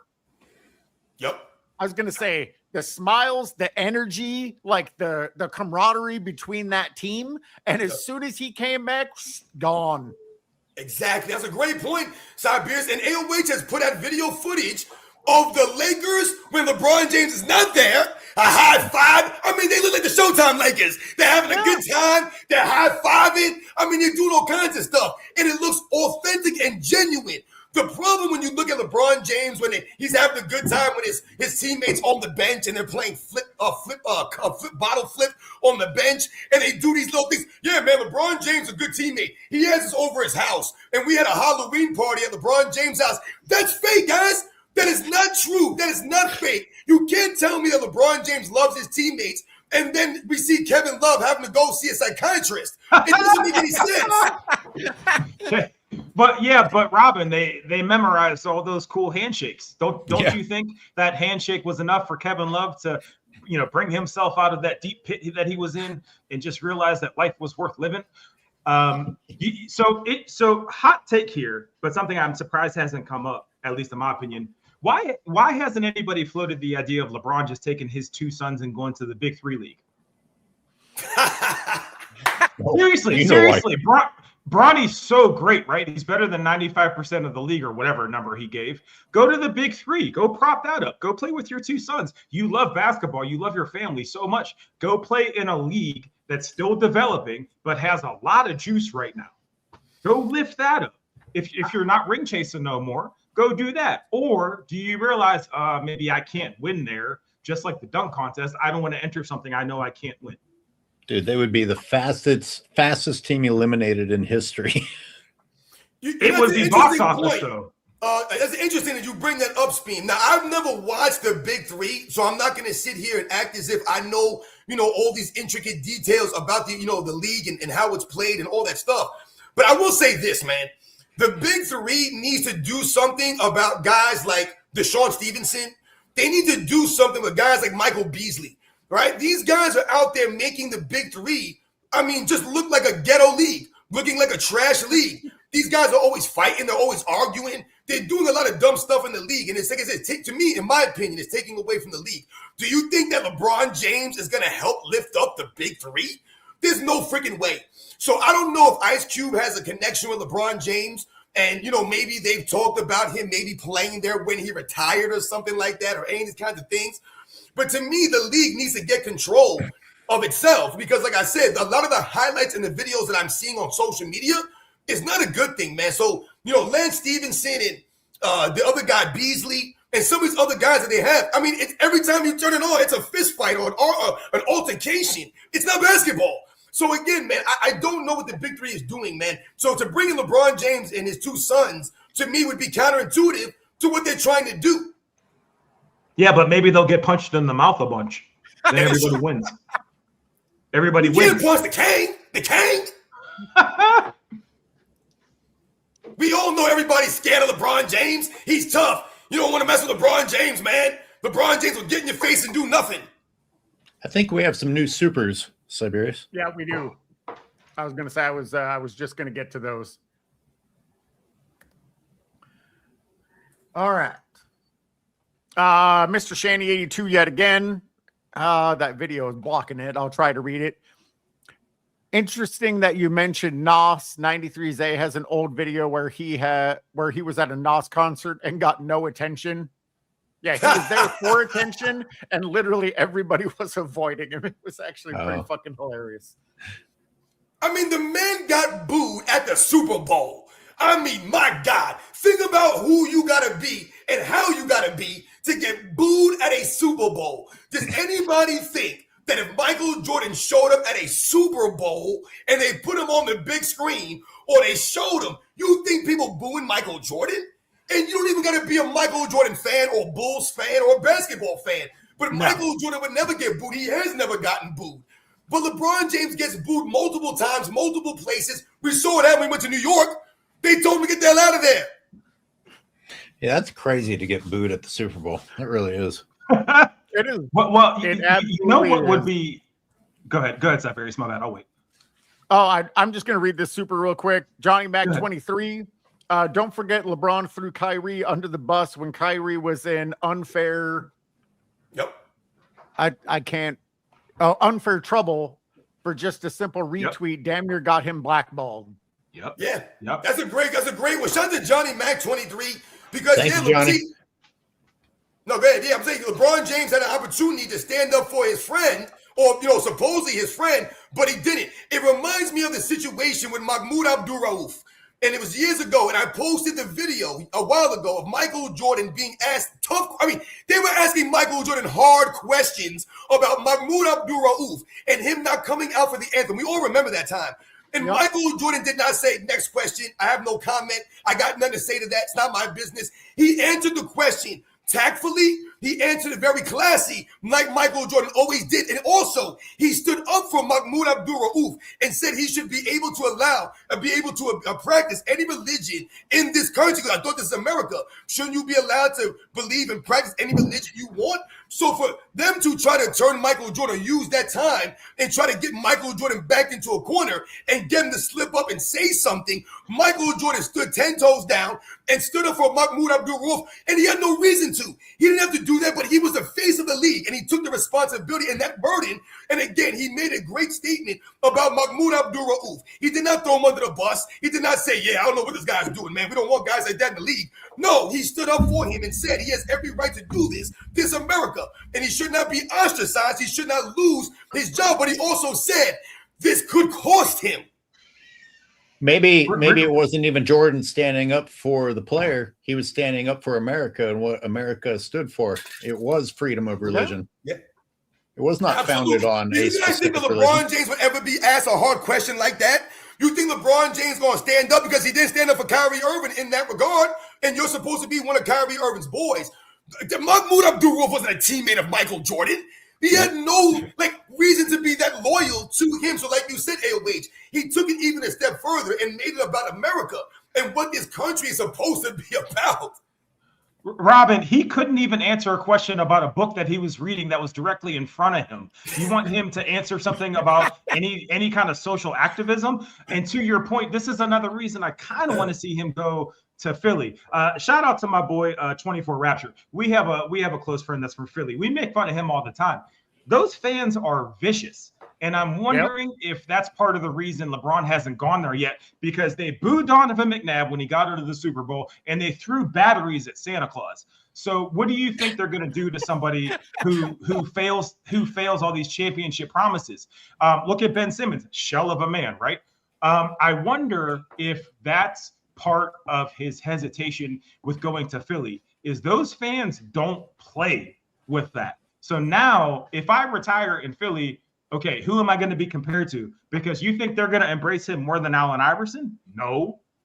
And that's just over the last 20 to 30 years, let alone all the other legends they have. So if he goes there, they're throwing batteries at him. They're throwing his shoes at him. They're throwing whatever they can at him. And he's not going to be able to grab a ref, like a battered spouse, and pull him over and say, this person's got to go. Like, Philly's not doing that. It's not like Los Angeles or anywhere else. So I wonder if that's part of his hesitation. That's an excellent point, because Philly goes harder than New York does. They're psychopaths. I was going to say they're literal fucking lunatics. And yeah. I mean, didn't they boo a young kid that was singing the national anthem? Probably. I mean, I think it was like a 7-year-old kid, and they're like, boo! So, I mean, his fuck ass isn't going to be able to take that.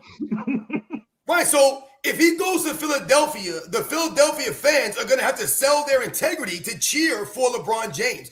That's essentially what they're going to have to do. Even if you think about Jaylen Brown trying to recruit LeBron James to the Sixers, that's cringe as hell, dude. Come on, Jaylen Brown. Where's your self-respect, man? Where's your pride at? Again, where's your honor and integrity? Why would you want LeBron James to come to your team when we've all seen that LeBron James doesn't help you win in that regard? Jaylen Brown's going to take a step backwards. Joel Embiid, Tyrese Maxey, you think he's going to develop and learn anything playing with LeBron James? And I believe that Tyrese Maxey is actually represented by Clutch. Hey, you said, Philly wouldn't tolerate LeBron grabbing a ref, which I hope that's true. But I'll ask you this. Prior to last season, what town was going to tolerate that? Like, things just keep getting worse every year. There wasn't ever no one says we have an open policy that our favorite player can manhandle a ref. It just the rules keep changing for this piece of trash. I mean, you guys remember when Jaylen Brown, he got caught with his hair wiping off on the player's jersey? There was a scene there where they had Jaylen Brown call LeBron James up on the cell phone And he was like, hey, LeBron, I need some tips about the hair stuff, man. Blah, blah, blah. I mean, this is corny stuff, dude. Imagine if LeBron James goes to Philadelphia. You're going to have Joel Embiid and LeBron James on the same court. Yo, that's going to be a lot of flopping, guys. You're talking about guys who are almost 300 pounds. These two big dudes, Joel Embiid and LeBron James, man, who fall down more than anybody in the history of the sport. They fall down more than Allen Iverson in Philadelphia. And I tell you guys, Allen Iverson didn't fall down. He got knocked down. LeBron James falls down. Joel Embiid falls down. They throw themselves down the floor. So you're going to get LeBron James and Joel Embiid in the same court, and the Philly fans got to deal with this stuff. I told you guys a story, right? When I used to work in the jail, there was a guy that worked there with me who was a hardcore Philadelphia Eagles fan. He had season tickets to the Eagles, lived in New York, and he would drive to these Eagles games. This guy had Eagles jerseys, everything. And I remember one year he asked me, hey, Robin, you want to come to the Eagles stadium and watch them play the Giants? He had a ticket. He offered me a ticket. He knew I was a Giants fan. He asked me if I wanted to go watch the Giants play the Eagles in Philly. And he told me, he gave me a warning. He said, listen, if you decide to come, do not wear any Giants stuff. Don't wear a Giants jersey. Don't wear a Giants hat. Don't wear a T-shirt. And he goes, watch what you say at the game. And the reason why he was telling me this was to protect myself and him. Because he said, listen, there was a time that I was at one of these games. There was a Giants fan there, and they made the guy leave. They wouldn't let him sit there and watch the game. They heckled him. They berated him. They were throwing soda and chips and all this stuff on the guy at the freaking game. The guy was forced to leave. So when you talk about going to some of these stadiums, some of these arenas, you have to be very careful about who you're cheering for, because these people are serious.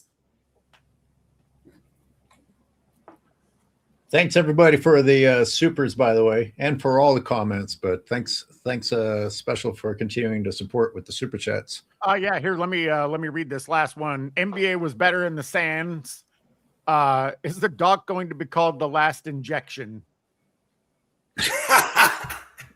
That's a good one. That's a great title right there. That's awesome. That's really authentic and original. I think LeBron probably we needs. got another one here. Let me finish The last before we movie. move on. Remember, Burger King caught COVID. They still let him play and practice in 2020, but crucified Kyrie for not wanting to take the vaccine.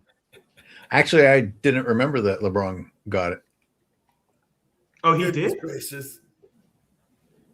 He did get yo, the once again, man, shout out to all you guys that continue to come through. Like my man AOH said, man, we really appreciate you guys, supporting our live shows and hanging out with us for a little bit, talking about some of this nonsense, man. And it's like I said, it's really sad that this is what, has been the NBA offseason, where 41-year-old LeBron James is going to play. But we've seen this man, and we know that he should have been retired years ago.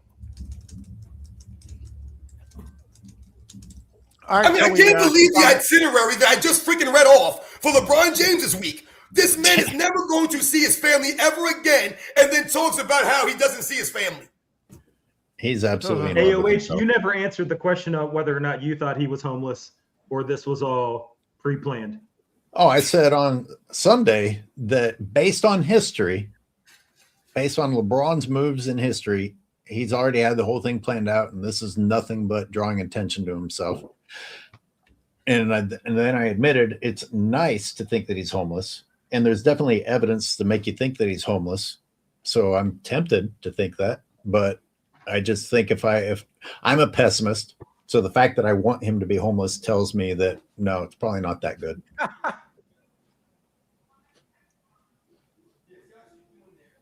All right, shall we carry on with the video? Sure. Yes. He actually is. I think Rich tries to cover up a lot of things in this interview. We're taking this thing very seriously, but at the same time, we're having fun. I think it's great for the fans. How is this great for the fans? The media What is he talking hyping about? every basketball segment up about what irrelevant team LeBron will go to lose in the first or second round of the playoffs.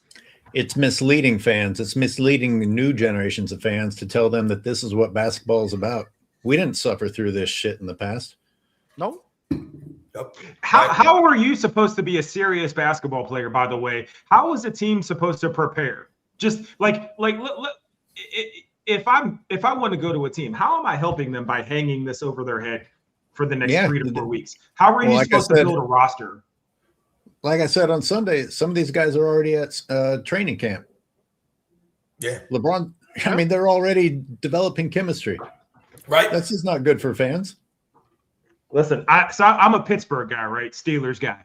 And I have to deal with Aaron Rodgers being held over my franchise for the last 3 years. And it's disgusting because it's like, bro, make a decision. This is pointless. This serves, if you really love your sport, this serves no purpose at all. And this is multiple years of him not producing anything, and there's still being hype over him. He's becoming the LeBron James of the NFL. Correct. Thank you for giving that context. That's, no production. Yeah, we might go to the playoffs, lose in the first round. Great. Shocker. Yeah. I mean, when was the last time he was relevant? I mean, it wasn't even in his last few years as a Packer. I was going to say Green Bay Super Bowl, 15 years ago. Yeah, 2010, 2 decades ago. Yeah, exactly. Yeah. He was a Jet that no one remembers. That's true. That was a disaster. He didn't play one. Man. He didn't play Let a second. Go. Yep. Oh, I can't stand that fucker. I mean, I was a Vikings fan for 30 years. I'm not anymore because I can't stand football anymore, just like I can't stand basketball. But yeah, the whole Aaron Rodgers hype just absolutely disgusts me. They have a lot in common. Yeah, it's really strange, when you're talking about Aaron Rodgers and you think about how his career is kind of like you said, like the last, 5, 6 seasons or so, or 7 years of his career, how it's been kind of a disaster because it's almost like LeBron James now. Like he probably should have retired some years back after that ACL. That probably should have been it for him, but he was able to come back. But the thing about Aaron Rodgers versus LeBron James is that teams wanted him. The Steelers actually wanted him on the team. Right? The Jets wanted him on the team. He was actually being, chased by organizations at that level still. LeBron James doesn't really seem to be having any value that he's going to bring to your franchise, man. And, even if we think about Aaron Rodgers in Green Bay, for example, when he was, in his, heyday making his name, how much help did Aaron Rodgers get on the offensive end a lot of those seasons, man? I'm not saying that Aaron Rodgers didn't have no help. But when you talk about, LeBron James versus Aaron Rodgers, imagine if that was LeBron James in Green Bay. He didn't play with the greatest wide receivers his entire career or the greatest offensive line his entire career. They would have been crying and moaning that, LeBron James needs more help back there. He's not getting enough help. He doesn't get this. He's not getting that. So Aaron Rodgers to me had I don't know if I want to say, I don't know, man. I think if you think about Aaron Rodgers' talent, and you think about, what he could do on the field, I mean, Aaron Rodgers could run, he could scramble, and he had a laser for an arm, but he's got one Super Bowl.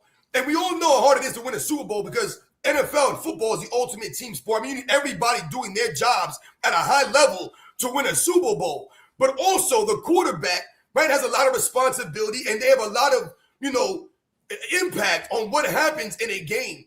And to have one Super Bowl, if you think about it, the Green Bay Packers had Brett Favre and then had Aaron Rodgers right after him. And you have 2 Super Bowls to show for damn near 20 seasons of elite quarterback play, essentially. It's really kind of a letdown.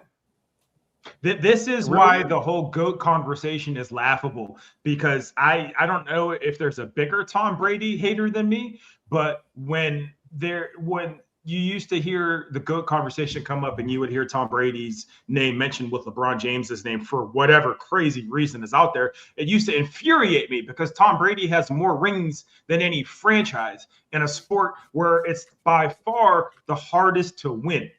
So when the two are brought up together or whatever, LeBron James tries to associate himself with Tom Brady, it runs me ragged.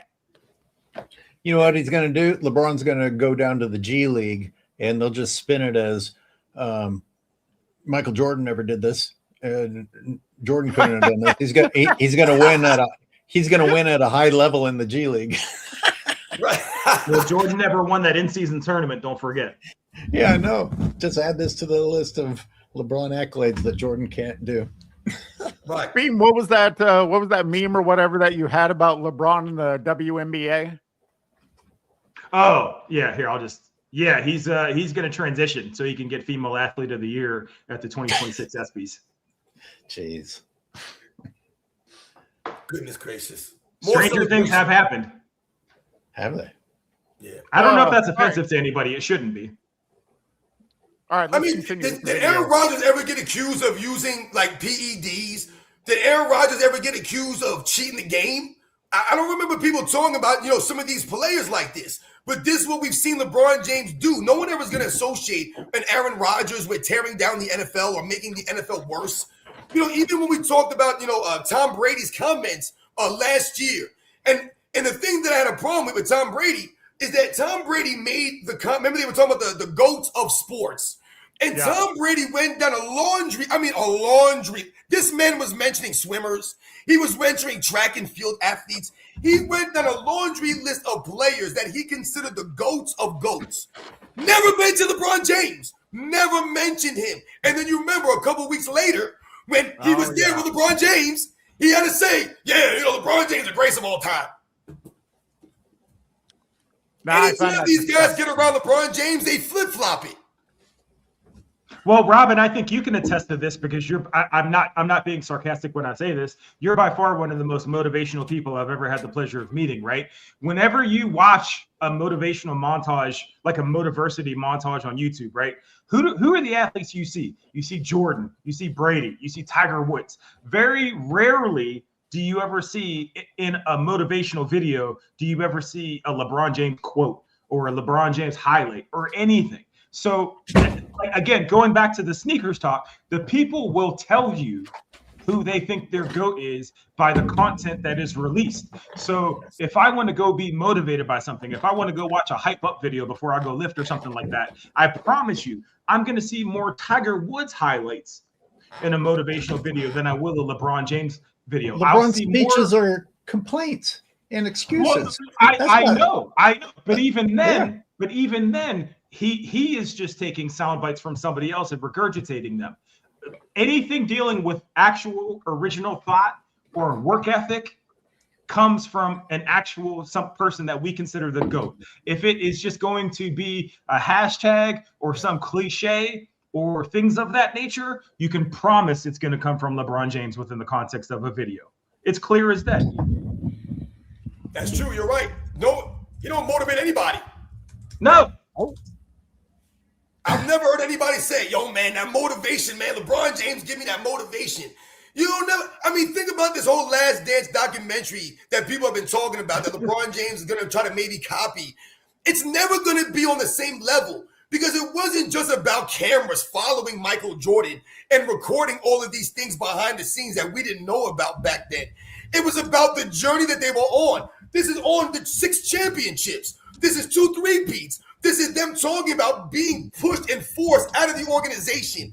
They're getting rid of these guys. Phil Jackson calling it the last dance because here we are, back-to-back champions, going for our 3rd in a row, and the organization says, it don't matter if I go 82-0, it don't matter what happens, they're never going to bring me back. And Michael Jordan saying, if you don't bring him back, I'm not coming back.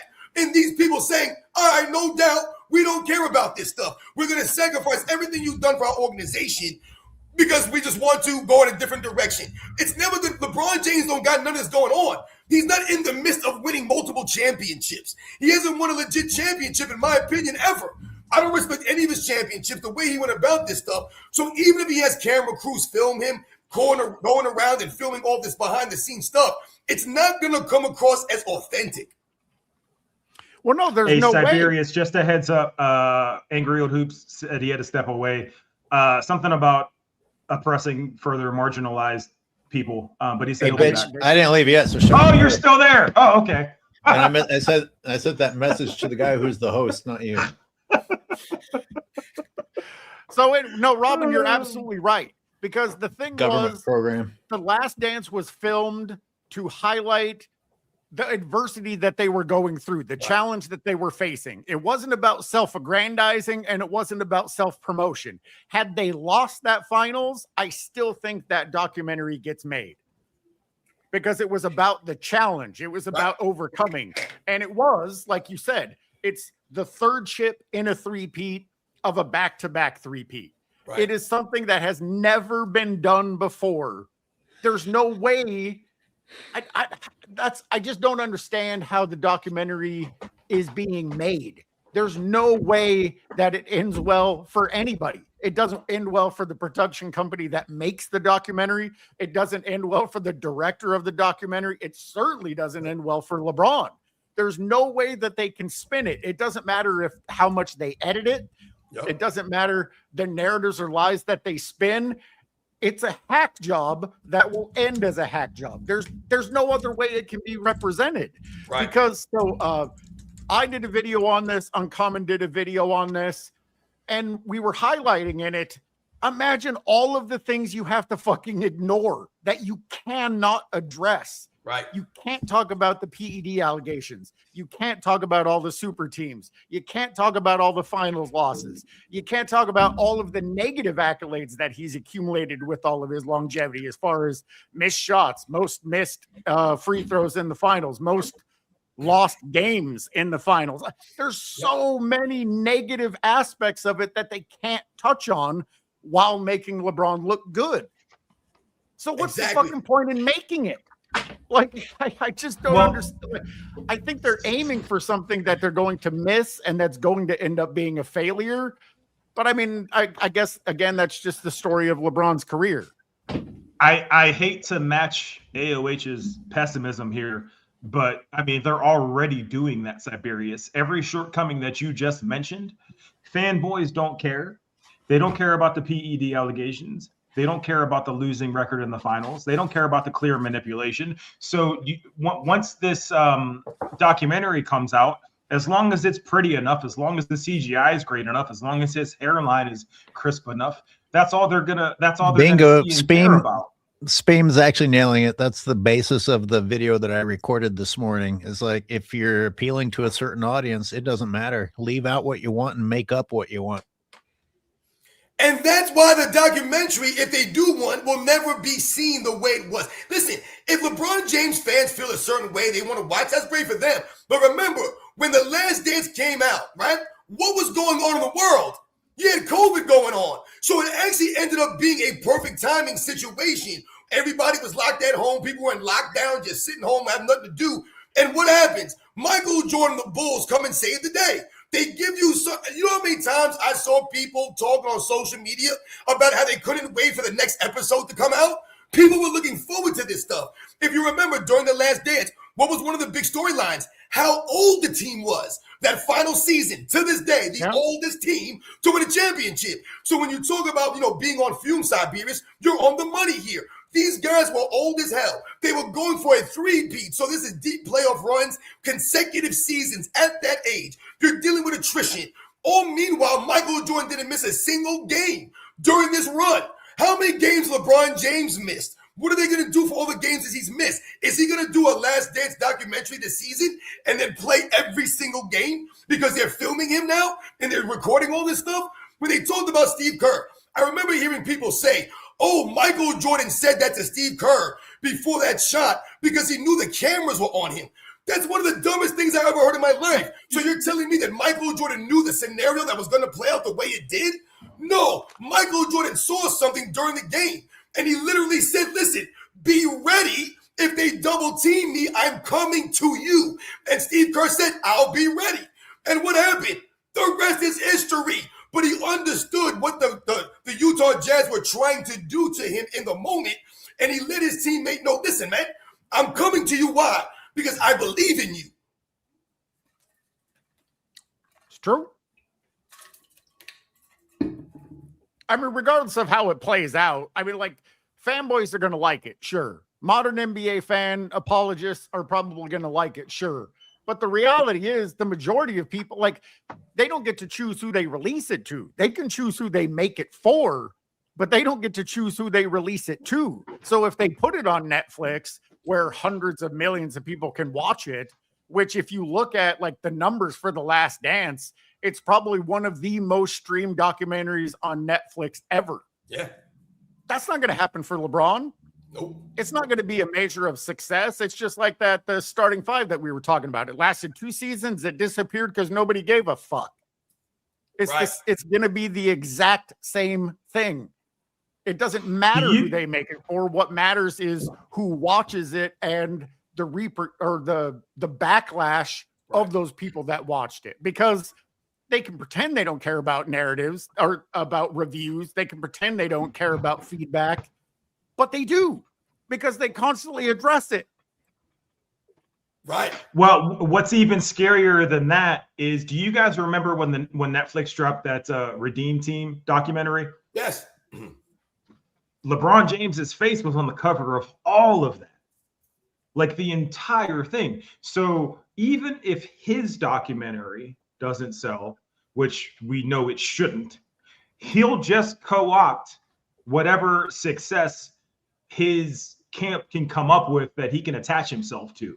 So it kind of, unfortunately, again, to be pessimistic, it doesn't matter, because whatever he releases, and again, I'm going to bring it back to sneakers. If his sneaker doesn't sell, what's he do? He comes out with another one that looks exactly like a Kobe, and now his sneaker's selling. Just like the Redeem Team, just like the Olympics. He'll just attach himself to a different brand, become the face of said success, and then just benefit from it. It's a cycle that the NBA isn't interested in breaking because it sells tickets, unfortunately.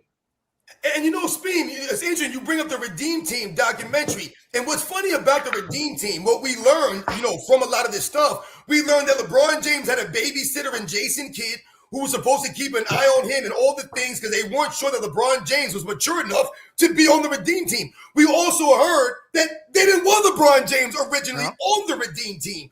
We also talked about how Kobe Bryant was the leader of that team, the heart, the soul. He was the guy that was leading the way. We also heard stories from guys like Chris Bosh about Kobe Bryant. I'll never forget that story. He's like, yeah, I thought I was going to be the first one in the gym. Kobe Bryant was already there, soaked in sweat with ice packs on his knees. He had already worked out way before us. He said that we didn't know that was another level to get to. We thought we were on the highest level. No, you weren't. Kobe Bryant was on the top floor. He was in the penthouse, man. And y'all was out there in the basement, man, thinking y'all was doing something because you're hanging out with LeBron James, man. You guys are not aware of what it takes to be at that level. Kobe Bryant showed that. So if you think about the Last Dance, the documentary for the Redeem Team and stuff, it actually highlighted how LeBron James was never on the level of someone like Kobe Bryant, man, and how once again those guys looked at Kobe Bryant differently. Dwayne Wade did the same thing. Man, I didn't know that Kobe Bryant was on another level, man. He was showing and doing things. And if you watch the games, look at Kobe Bryant in those games. What was he doing? Remember when he ran through Pau Gasol? Just put him flat on his butt. Ran right through him. He don't give a damn. Kobe Bryant going to compete, man. Remember Kobe Bryant going at LeBron James in the All-Star game? These are all moments that we remember. When you think about Michael Jordan and things that we talked about in the Last Dance documentary, one of the big things that Michael Jordan has over a lot of other players, besides the game and the accolades and all this stuff, is how Michael Jordan could speak on a microphone. LeBron James has never had that. Never had it. There's never been one time where you hear LeBron James speak and you want to sit there and listen, where you're going to turn the volume up and be, yo, I'm going to record what he's saying right here.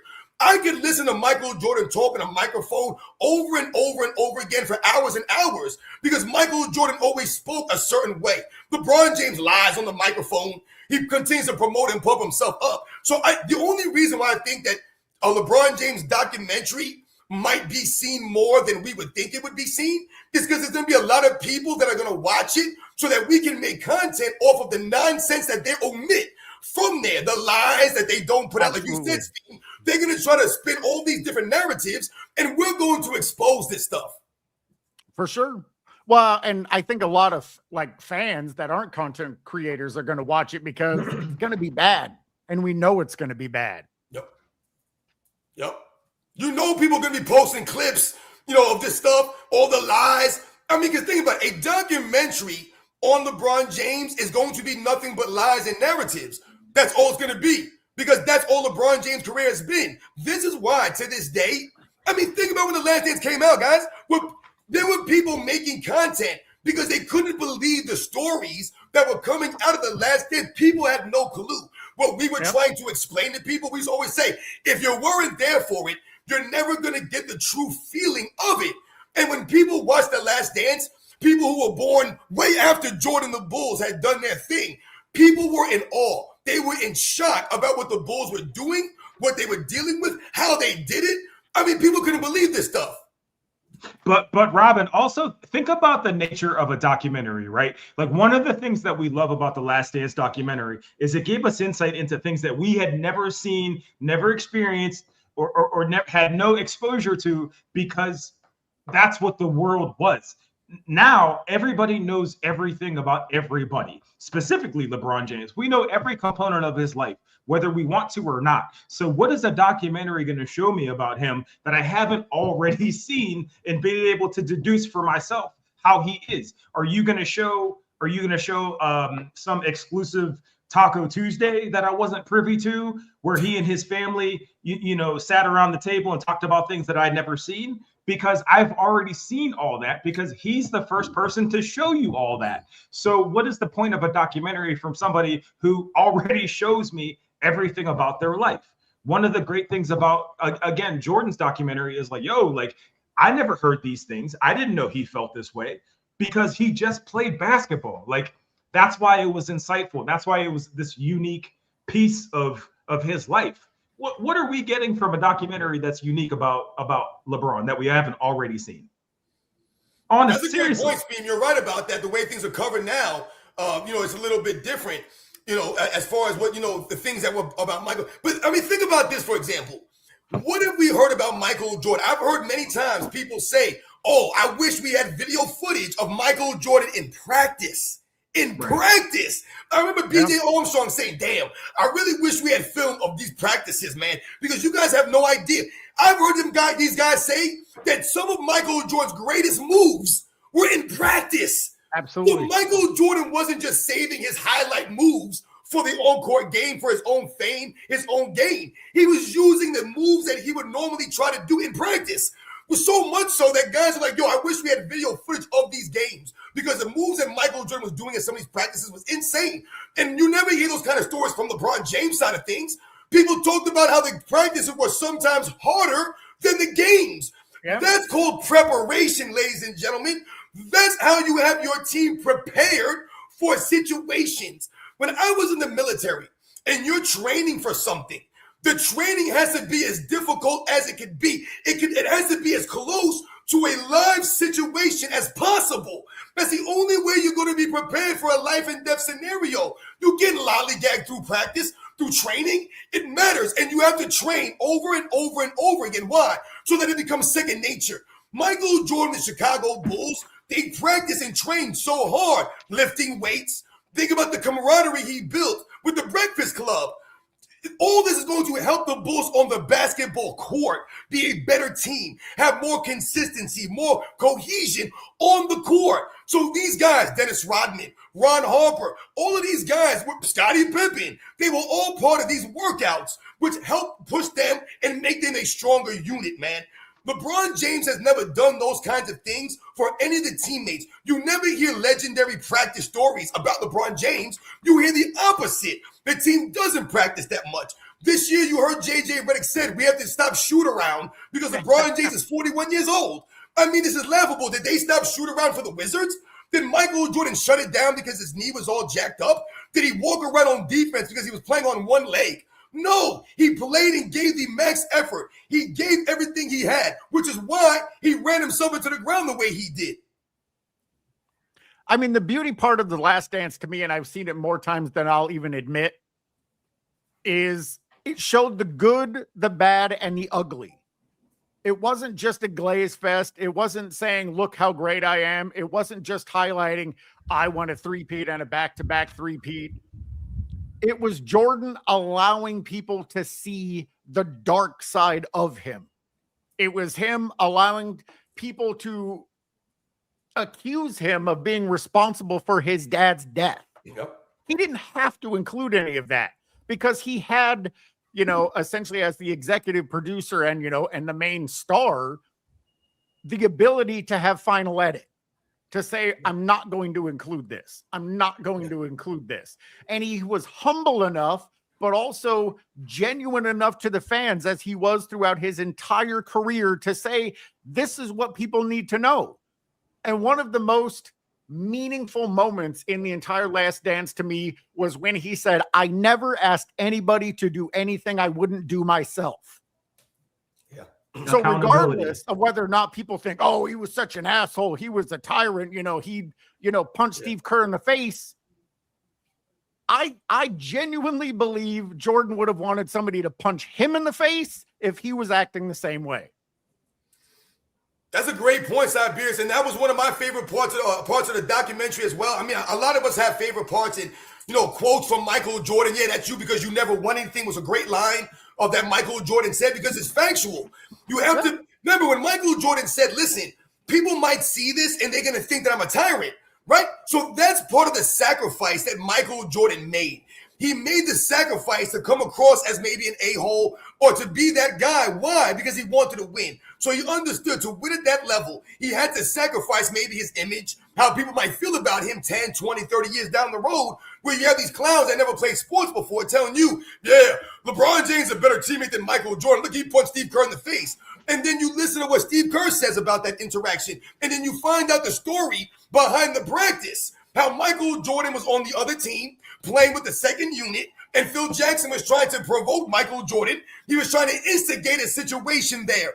It reminds me of the situation on the Dream Team with Chuck Daly and how Chuck Daly used the college kids, right, as a catalyst to get under the USA basketball team's skin, right? And they talked about how they were finagling the game. And then you hear all these years later, that USA Dream Team and the kids that played against them, right? And they'll say, yeah, we beat the Dream Team. These guys really think they beat the Dream Team. They really believe that. That's how it went, man. And we all know, I mean, come on, man. That's the genius of a Chuck Daly. That was the genius of a Phil Jackson in these moments to push Michael Jordan, to get him on that edge. And again, it made the Bulls stronger. It didn't break the Bulls apart. If Michael Jordan punched Steve Kerr in the face and it destroyed the camaraderie, all of a sudden the locker room was fractured and split and they weren't able to win a championship, then maybe you could say something about that. Similar to when the book came out. Remember they made that book, The Jordan Rules. In that book, it talked about certain excerpts, and it talked about certain things that were supposed to be said in privacy, behind closed doors. And they were trying to draw a wedge between some of the Chicago Bulls players, but it never broke them up. And you remember Michael Jordan being asked these questions in the microphone. And Michael Jordan said, listen, if I'm going to be knocked off this pedestal, because I'm going to do something to be knocked off. I'm not going to let someone make up a story and say things and make out statements that I never said. It's true. I mean, just hell, think about LeBron James. I mentioned earlier, he's going to the Time 100 Gala because he was labeled the athlete of the century. Guys, this is insane. Are we really going to sit here? And now listen, I don't know what they're talking about when they refer to athlete of the century because, I mean, this is insane for anyone to think that LeBron James has been the greatest athlete of what, the past 100 years? So I asked this question, I don't know, a couple of months ago. What does punishment look like if it comes out, if we can prove, with fact that LeBron is taking PEDs, which we all truly believe he is, right? The athlete I immediately think of is Lance Armstrong, okay? Lance Armstrong, national hero, okay? Comes out, he's cheating. Immediately just kind of like taken out of the public limelight and just cast down to where he needed to be, right? Is that a fair expectation? AOH, I've talked to him about this several times. I think he's of the opinion of people won't care, they'll make excuses for it. But what does punishment look like to you guys if and when it comes out, that he's been obviously abusing substances this entire time? Right. Now, I saw someone in the what's chat. What's a fit punishment? Right. No, you're right, Speam. I saw someone in the chat say that I guess it's from 2000 to 2026. And that's what I thought that they were referring to when they said athlete of the century. So by that metric, over the last 26 years, let's say, are we going to sit here and really argue that LeBron James is the greatest athlete of the last 26 seasons? I mean, this is insane to me. He's more impactful or a better athlete than Usain Bolt. He accomplished more in his sport in a more spectacular way than Bolt did. How is this even possible? Even if we mention someone like Tom Brady, how is LeBron James a greater athlete than Tom Brady? And I'm not even a Tom Brady fan. But Tom Brady is the first person I thought of. It doesn't make any sense to me. Right. I mean, how about Serena Williams? He's greater than Serena Williams at her sport individually versus LeBron James in his sport. Does Serena Williams have a losing record in Grand Slams? I mean, what are we doing here, man? So, and again, I'm not a big tennis person. I'm not a huge Serena Williams fan. But I know that what she did in women's tennis, to me, is definitely greater than what LeBron James has been doing in the NBA over the last couple of 20 seasons or so. Again, when you talk about the suspicions that you mentioned, Speam, if these things come out to be true, even if they're not or ever confirmed, the suspicions are true when you think about the people around him and the shady activities going on. Okay, when people say that LeBron James is the only athlete to defeat Father Time, what are you alluding to here? What do you mean? We just saw Serena Williams try to come back in Wimbledon. It didn't go as well for her. Now, we know that things are different, right? She's gave birth to kids and stuff like that and tried to come back. And tennis is an individual sport, not a team sport. So again, how is LeBron James the athlete of the century? But then again, you think about it's Time Magazine. What does Time Magazine know about sports, man? They don't know a damn thing. And apparently they confirmed they don't know a damn thing because you put LeBron James as the greatest athlete of a sport that he destroyed over the last 2 decades. So how can you then be the most valuable or greatest athlete when you destroy the sport you're playing in over these 2 decades? Well, so to answer your question, Speam, and this is something that genuinely scares me, and Robin, you touched on it. The repercussions if he's discovered to be using his all accolades and awards should be stripped. But part of what punished Lance Armstrong was shame. And shame doesn't exist anymore because I was going to say that's not a thing anymore. I was going to say they will dismiss it. I was going to say because LeBron James' career has been incredibly shameful, and yet fucking Time Magazine just named him athlete of the century. How does that happen? Right. So I mean, if there is no shame, if there's no shame to be lost, if there's no, he's already been incredibly disrespectful to the game that he played, to the athletes that played before him, to the eras before him. What else can you take away? I mean, he's already stripped himself of any accomplishments because of the way that he went about them. He already stripped himself of any pride because of the way that he talks about the game. Literally, what can you take away from him in this day and age? So actually, Cyberius, I think because he and his fans care about it so much for whatever reason, because it's the most inflated statistic of all time, as far as I'm concerned, I think if you take away his all-time scoring title, that hurts him because he no longer has anything else to prop up his legacy.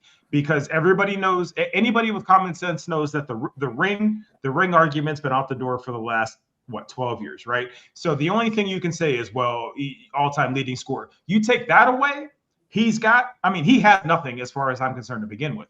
But then he has nothing other than an in-season tournament to hang his hat on. Yeah. Well, and I think he'd have to be stripped of that as well. I mean, you would have to strip him of his. That'd be pretty funny. No, you'd have to strip him of his championships.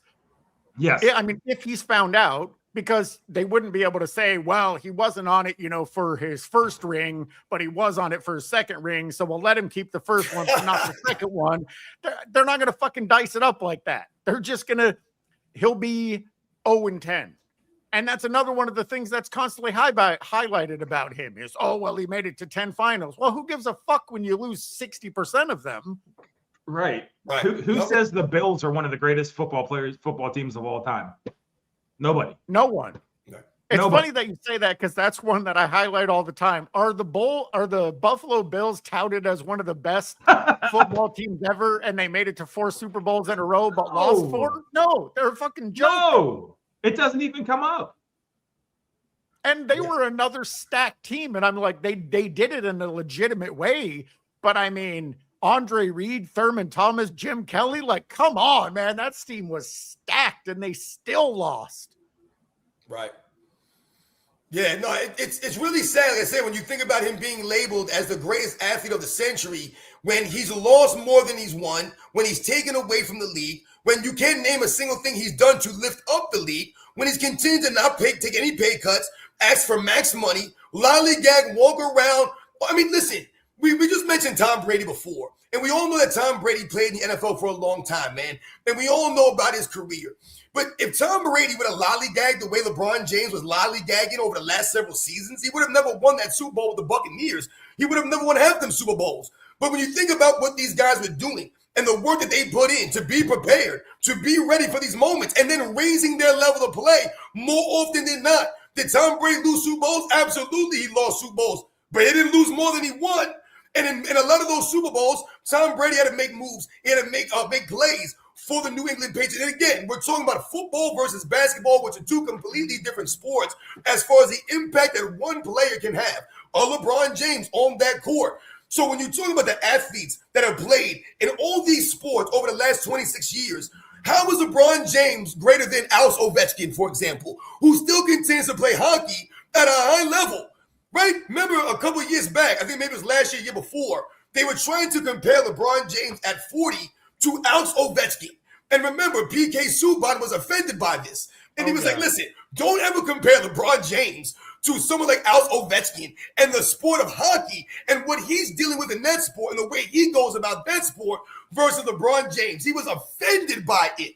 Okay? Think about that kind of stuff. So there's no way I'm putting LeBron James as a top athlete over the last 26 seasons, if that's what they want to make it, over some of these. I mean, think about some of the soccer players, Messi or some of these other guys. Is he a greater athlete than these guys? And I don't even know soccer like that.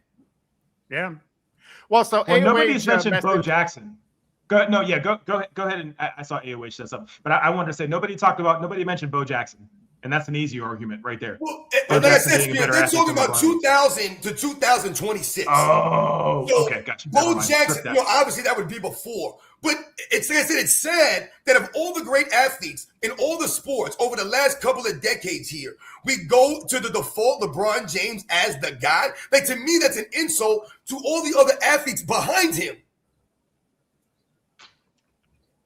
Well, one person that you have to highlight that hasn't been mentioned yet is, how about Michael Phelps, the most decorated Olympic athlete of all time? Yep. Yeah. But a point that AOH mentioned and it's disgusting, but man, I hope it's not true. But he said they're just going to legalize ped use and say that they should have done it a long time ago, just to basically dismiss and allow LeBron to get away with what he's gotten away with. And I wouldn't even be surprised. I mean, they've done it in Major League Baseball where they've tried to diminish the impact of steroids within the game. Certain individuals haven't been stripped of their accolades despite the fact that they were caught. So it wouldn't surprise me if the next step in that process is, well, we've legalized marijuana. Why don't we just legalize ped use? Well, and a perfect example is the enhanced games. I'm not sure if you guys are familiar with what that is. I did catch that. Yeah. So where again, it's all legal. It's now a legalized competition where ped use is allowed. So it could easily be the first step in a chain of events that lead to now anyone can do whatever the hell they want to do. I won't be able to understand something. What does it mean? Okay, yeah, real quick. I think we are in for some really scary times, especially with the whole sports betting thing and a lot of these players being taken to court and found guilty of what we all know is happening. And, since Tim Donaghy in, what was that, 97? No, not 97. What year was Tim Donaghy, the Kings Lakers? Not 97. 2001? 2001. Yeah, right. 2000, I don't know where I got 97 from. 2001. That's been prevalent the entire time I've been watching basketball. And now we're busting guys. And some of these guys are in LeBron James's camp. See Maverick Carter. See, what was that corny little guard from the Cavs? Some other nobody. Anyways, sports betting is a thing, and this is only going to get worse. You're seeing these guys take layups at the buzzer to cover or not cover. You think LeBron James is gonna not get a piece of that? I mean, he's been implicated. He hasn't been charged. Well, they're never gonna charge him until he's done, until he's no longer being profitable. I mean, think about this, guys, and everybody in the chat. If LeBron James is taking anything, I mean, regardless, if it doesn't ever come out, confirm that, regardless, if LeBron James is doing anything, it's actually sad that he's actually cheating and still losing. So this is what we're talking about.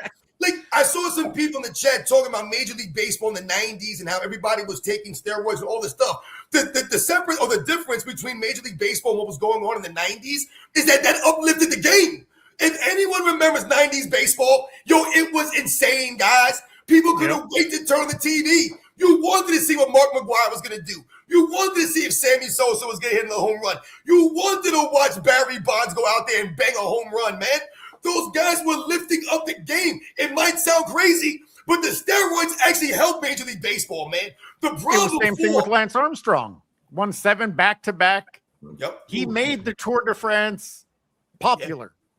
It was You're right. That's a never great point, Cyberius, about the Tour de France. Nobody was watching that stuff. Nobody was talking about bicycle riding. See, the problem for Lance Armstrong was, and you guys brought him up before, and I followed that whole thing breakdown. The problem for Lance Armstrong, and you hit it on the head, Cyberius, is he had no integrity after he got caught. The man tried to throw the other guy under the bus. Remember, he attacked the other guy legally. He was trying to go after the guy that basically put him out there. Lance Armstrong went about his business the same way Roger Clemens did, a complete dirtbag. You guys want to be honest. You guys kept lying. You didn't want to come clean, even though you had all the evidence against you. I watched the entire Roger Clemens trial. That whole thing. It was absolutely embarrassing for Roger Clemens, man. They had all this damning evidence because his trainer kept all this evidence. And Roger Clemens sitting there just trying to lie and kept lying and lying and lying. Same thing with Lance Armstrong. It was so dirtbag for him to try to attack the guy who basically put him out. I can't remember the guy's name that told on him. And I mean, it was really, like I said, Lance Armstrong was a straight clown for that. But he did make the sport popular. He did. Mark McGwire was on The Simpsons talking about, let me hit some dingers. Like, that's how popular he was. Are you kidding me? Sorry, Cyberius, go ahead. No, I just want to get to these supers before we get too far behind on him. Jeremy Jones, there's a photo of a clan member wearing Jordans. Fucking hell. There you go. Everyone gets down with them shoes. Oh, wow. That's funny. I mean, listen, you can't get any more hardcore than that, man. Yeah, I mean, Verbal Kent, LeBron can only manipulate the narratives. The reality has always spoken louder than his lies. Absolutely. Yo, shout out to Overbalking NT3447. Yo, shout out to all you guys, man, have been hanging out here. Absolutely. We've been going for like over 2 hours now, man. Shout out to you guys. All right. M. Hunter Stevie, thank you guys for all the supers. We genuinely appreciate it. I feel like they won't legalize PEDs because of LeBron, because I think once he retires, LeBron himself will want the NBA to remove all the crutches he enjoyed so the future can't catch him. That's a legit point. That he would actually be against it because it wouldn't benefit him. Like, yeah, that's an interesting idea. Yeah, it's like when they talked about shortening the season, right? That helps someone like LeBron James, right? Oh, yeah, shorten the season so that all of his records and all these things, they won't be able to reach me because we're going to shorten the season to 65 games, right? We're not going to allow these guys to do X, Y, Z.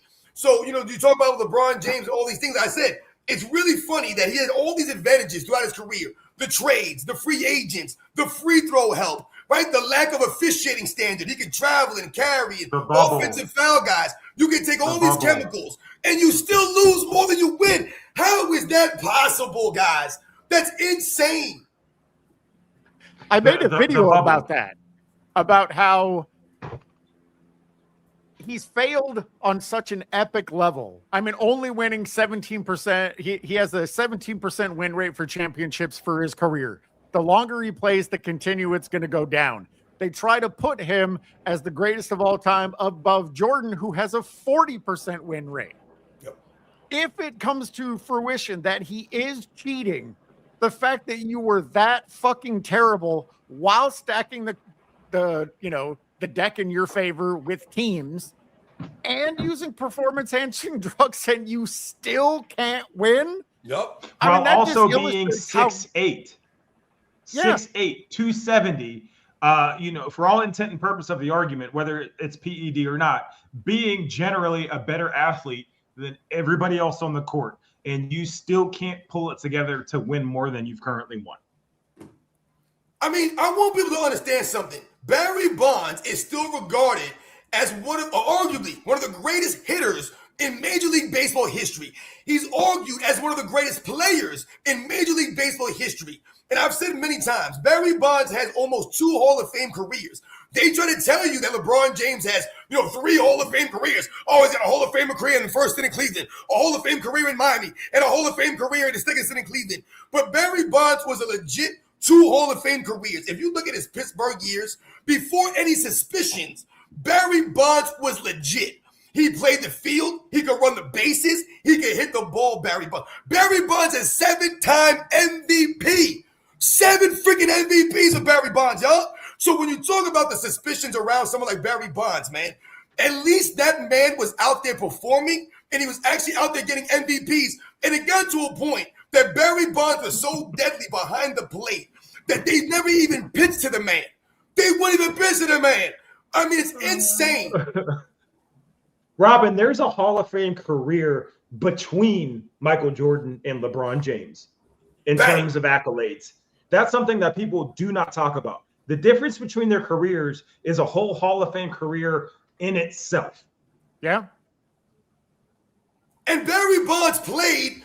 Listen, I'm not going to sit here and try to take away from Major League Baseball and where it's been over the last, 10, 20 years or so. But when you think about when Barry Bonds played the game, I mean, my God, man, there were a lot of great players there, guys, a lot of great pitchers. And like I said, it wasn't like, oh, Barry Bonds is the only guy doing this.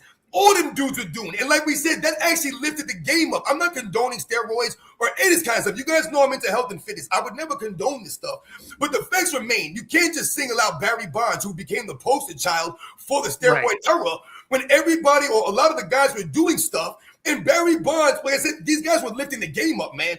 The game was popular. It really was. The reality is it saved Major League Baseball. The steroid era saved Major League Baseball because it was in a downward spiral. It was turning into a game that people weren't interested in. And again, I will never, ever condone steroid use. But it elevated the game to where it's been able to get to where it is now. That it's a great game again, that people are interested in, people are compelled to watch. And it wasn't for an extended period of time. And without that steroid era, which I don't condone, they may have never made it. Right? Exactly. Was Barry Bonds on ESPN every day? They got to give Barry Bonds some help out there. How come they won't pitch to Barry Bonds? This is not fair. Oh, LeBron, he's getting all this help all the time. He always needs help. He always needs everything. It's all the excuses made for him, but no one else ever got that kind of treatment, man. All right? As I said, it's insane for anyone to continue to use, what LeBron James has done in his career and then try to compare him and judge him to other great players. It's nowhere near the same. Well, Robin, so peep this for a second, though. It's not just in the media. If you suffer through, as the resident movie buff, well, Cyberius and myself, if you suffer through a movie with LeBron James in it, you will be inundated with several "he is the GOAT" references.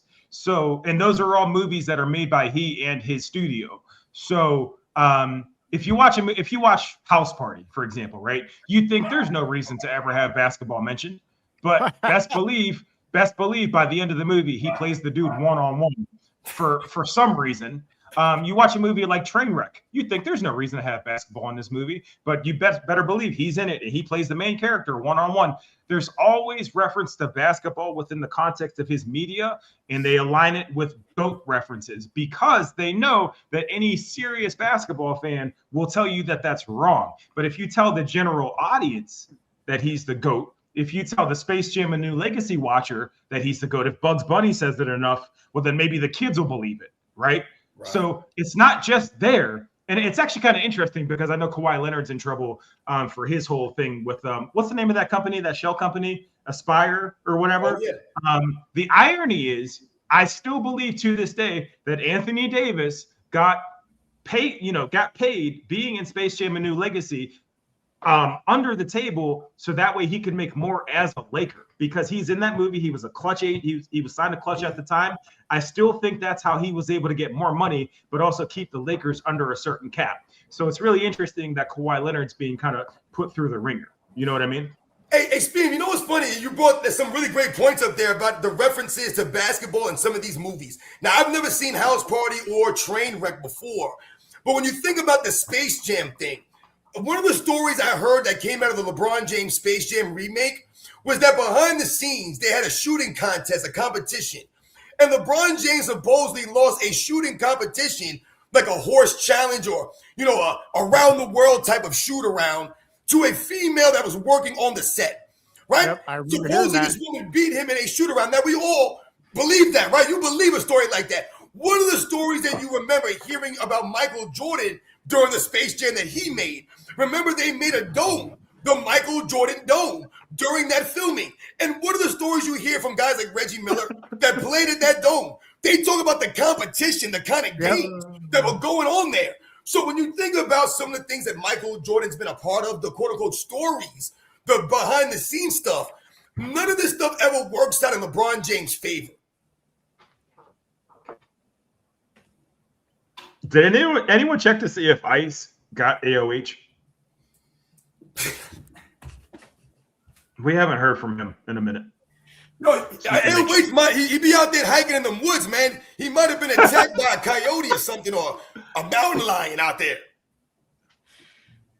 I gotta get going in a little bit, guys. I was gonna say, yeah, we've been at this for a minute, so shout out to the chat. Shout out to 24 Rapture, my guy. Let's wrap it up. Yeah, for real, man. Shout out to all you guys that continue to come through. I see some new names out here that I'm not familiar with. So shout out to a lot of you guys for coming through and supporting us. It means a lot. I want to say shout out to Speam for shouting out Earthworm Jim. I mean, my goodness, man. That's one of the great references. I haven't heard that game mentioned in a long time. And for you to make the correlation that Rich Paul looks like Earthworm Jim is outstanding. That was one of my favorite games on Sega Genesis back in the day. So shout out to Speam again for being here with us, man. Again, great insights today. Once again, shout out to the real Cyberius, man, for being the host again, man, and really putting this Wednesday thing together for us, man. I really appreciate what you do, Cyberius, and for us on this live, man. Shout out to my man AOH. I hope he's okay. Hopefully we'll see him and hear from him again. And a shout out to all you guys in the chat. I hope you guys continue to have a great day. You guys know that I'm on vacation, so I'm trying to do as much content as I can, but I also got to enjoy myself a little bit too. So I hope you guys have a great day, a great rest of the week, and I hope to see you guys again soon, man. Once again, man, I'll catch you guys on the next one, man. Absolutely. Thank you to everyone in the chat. Thank you for all the supers, the comments. Sorry I didn't highlight as many as I normally do. I was going to say I've been slipping today. Again, shout out to the panel. Sports and Fitness Rants, AOH, Speam. Couldn't do it without you guys. And I appreciate you guys. Stop apologizing, Cyberius. You kill this every time, bro. Stop apologizing. You kill this each and every time. Don't apologize for that. You're great. All right, I won't. Don't do that. Fuck you, I'm great. There you go. I'm the greatest of all time. I just declared it right now.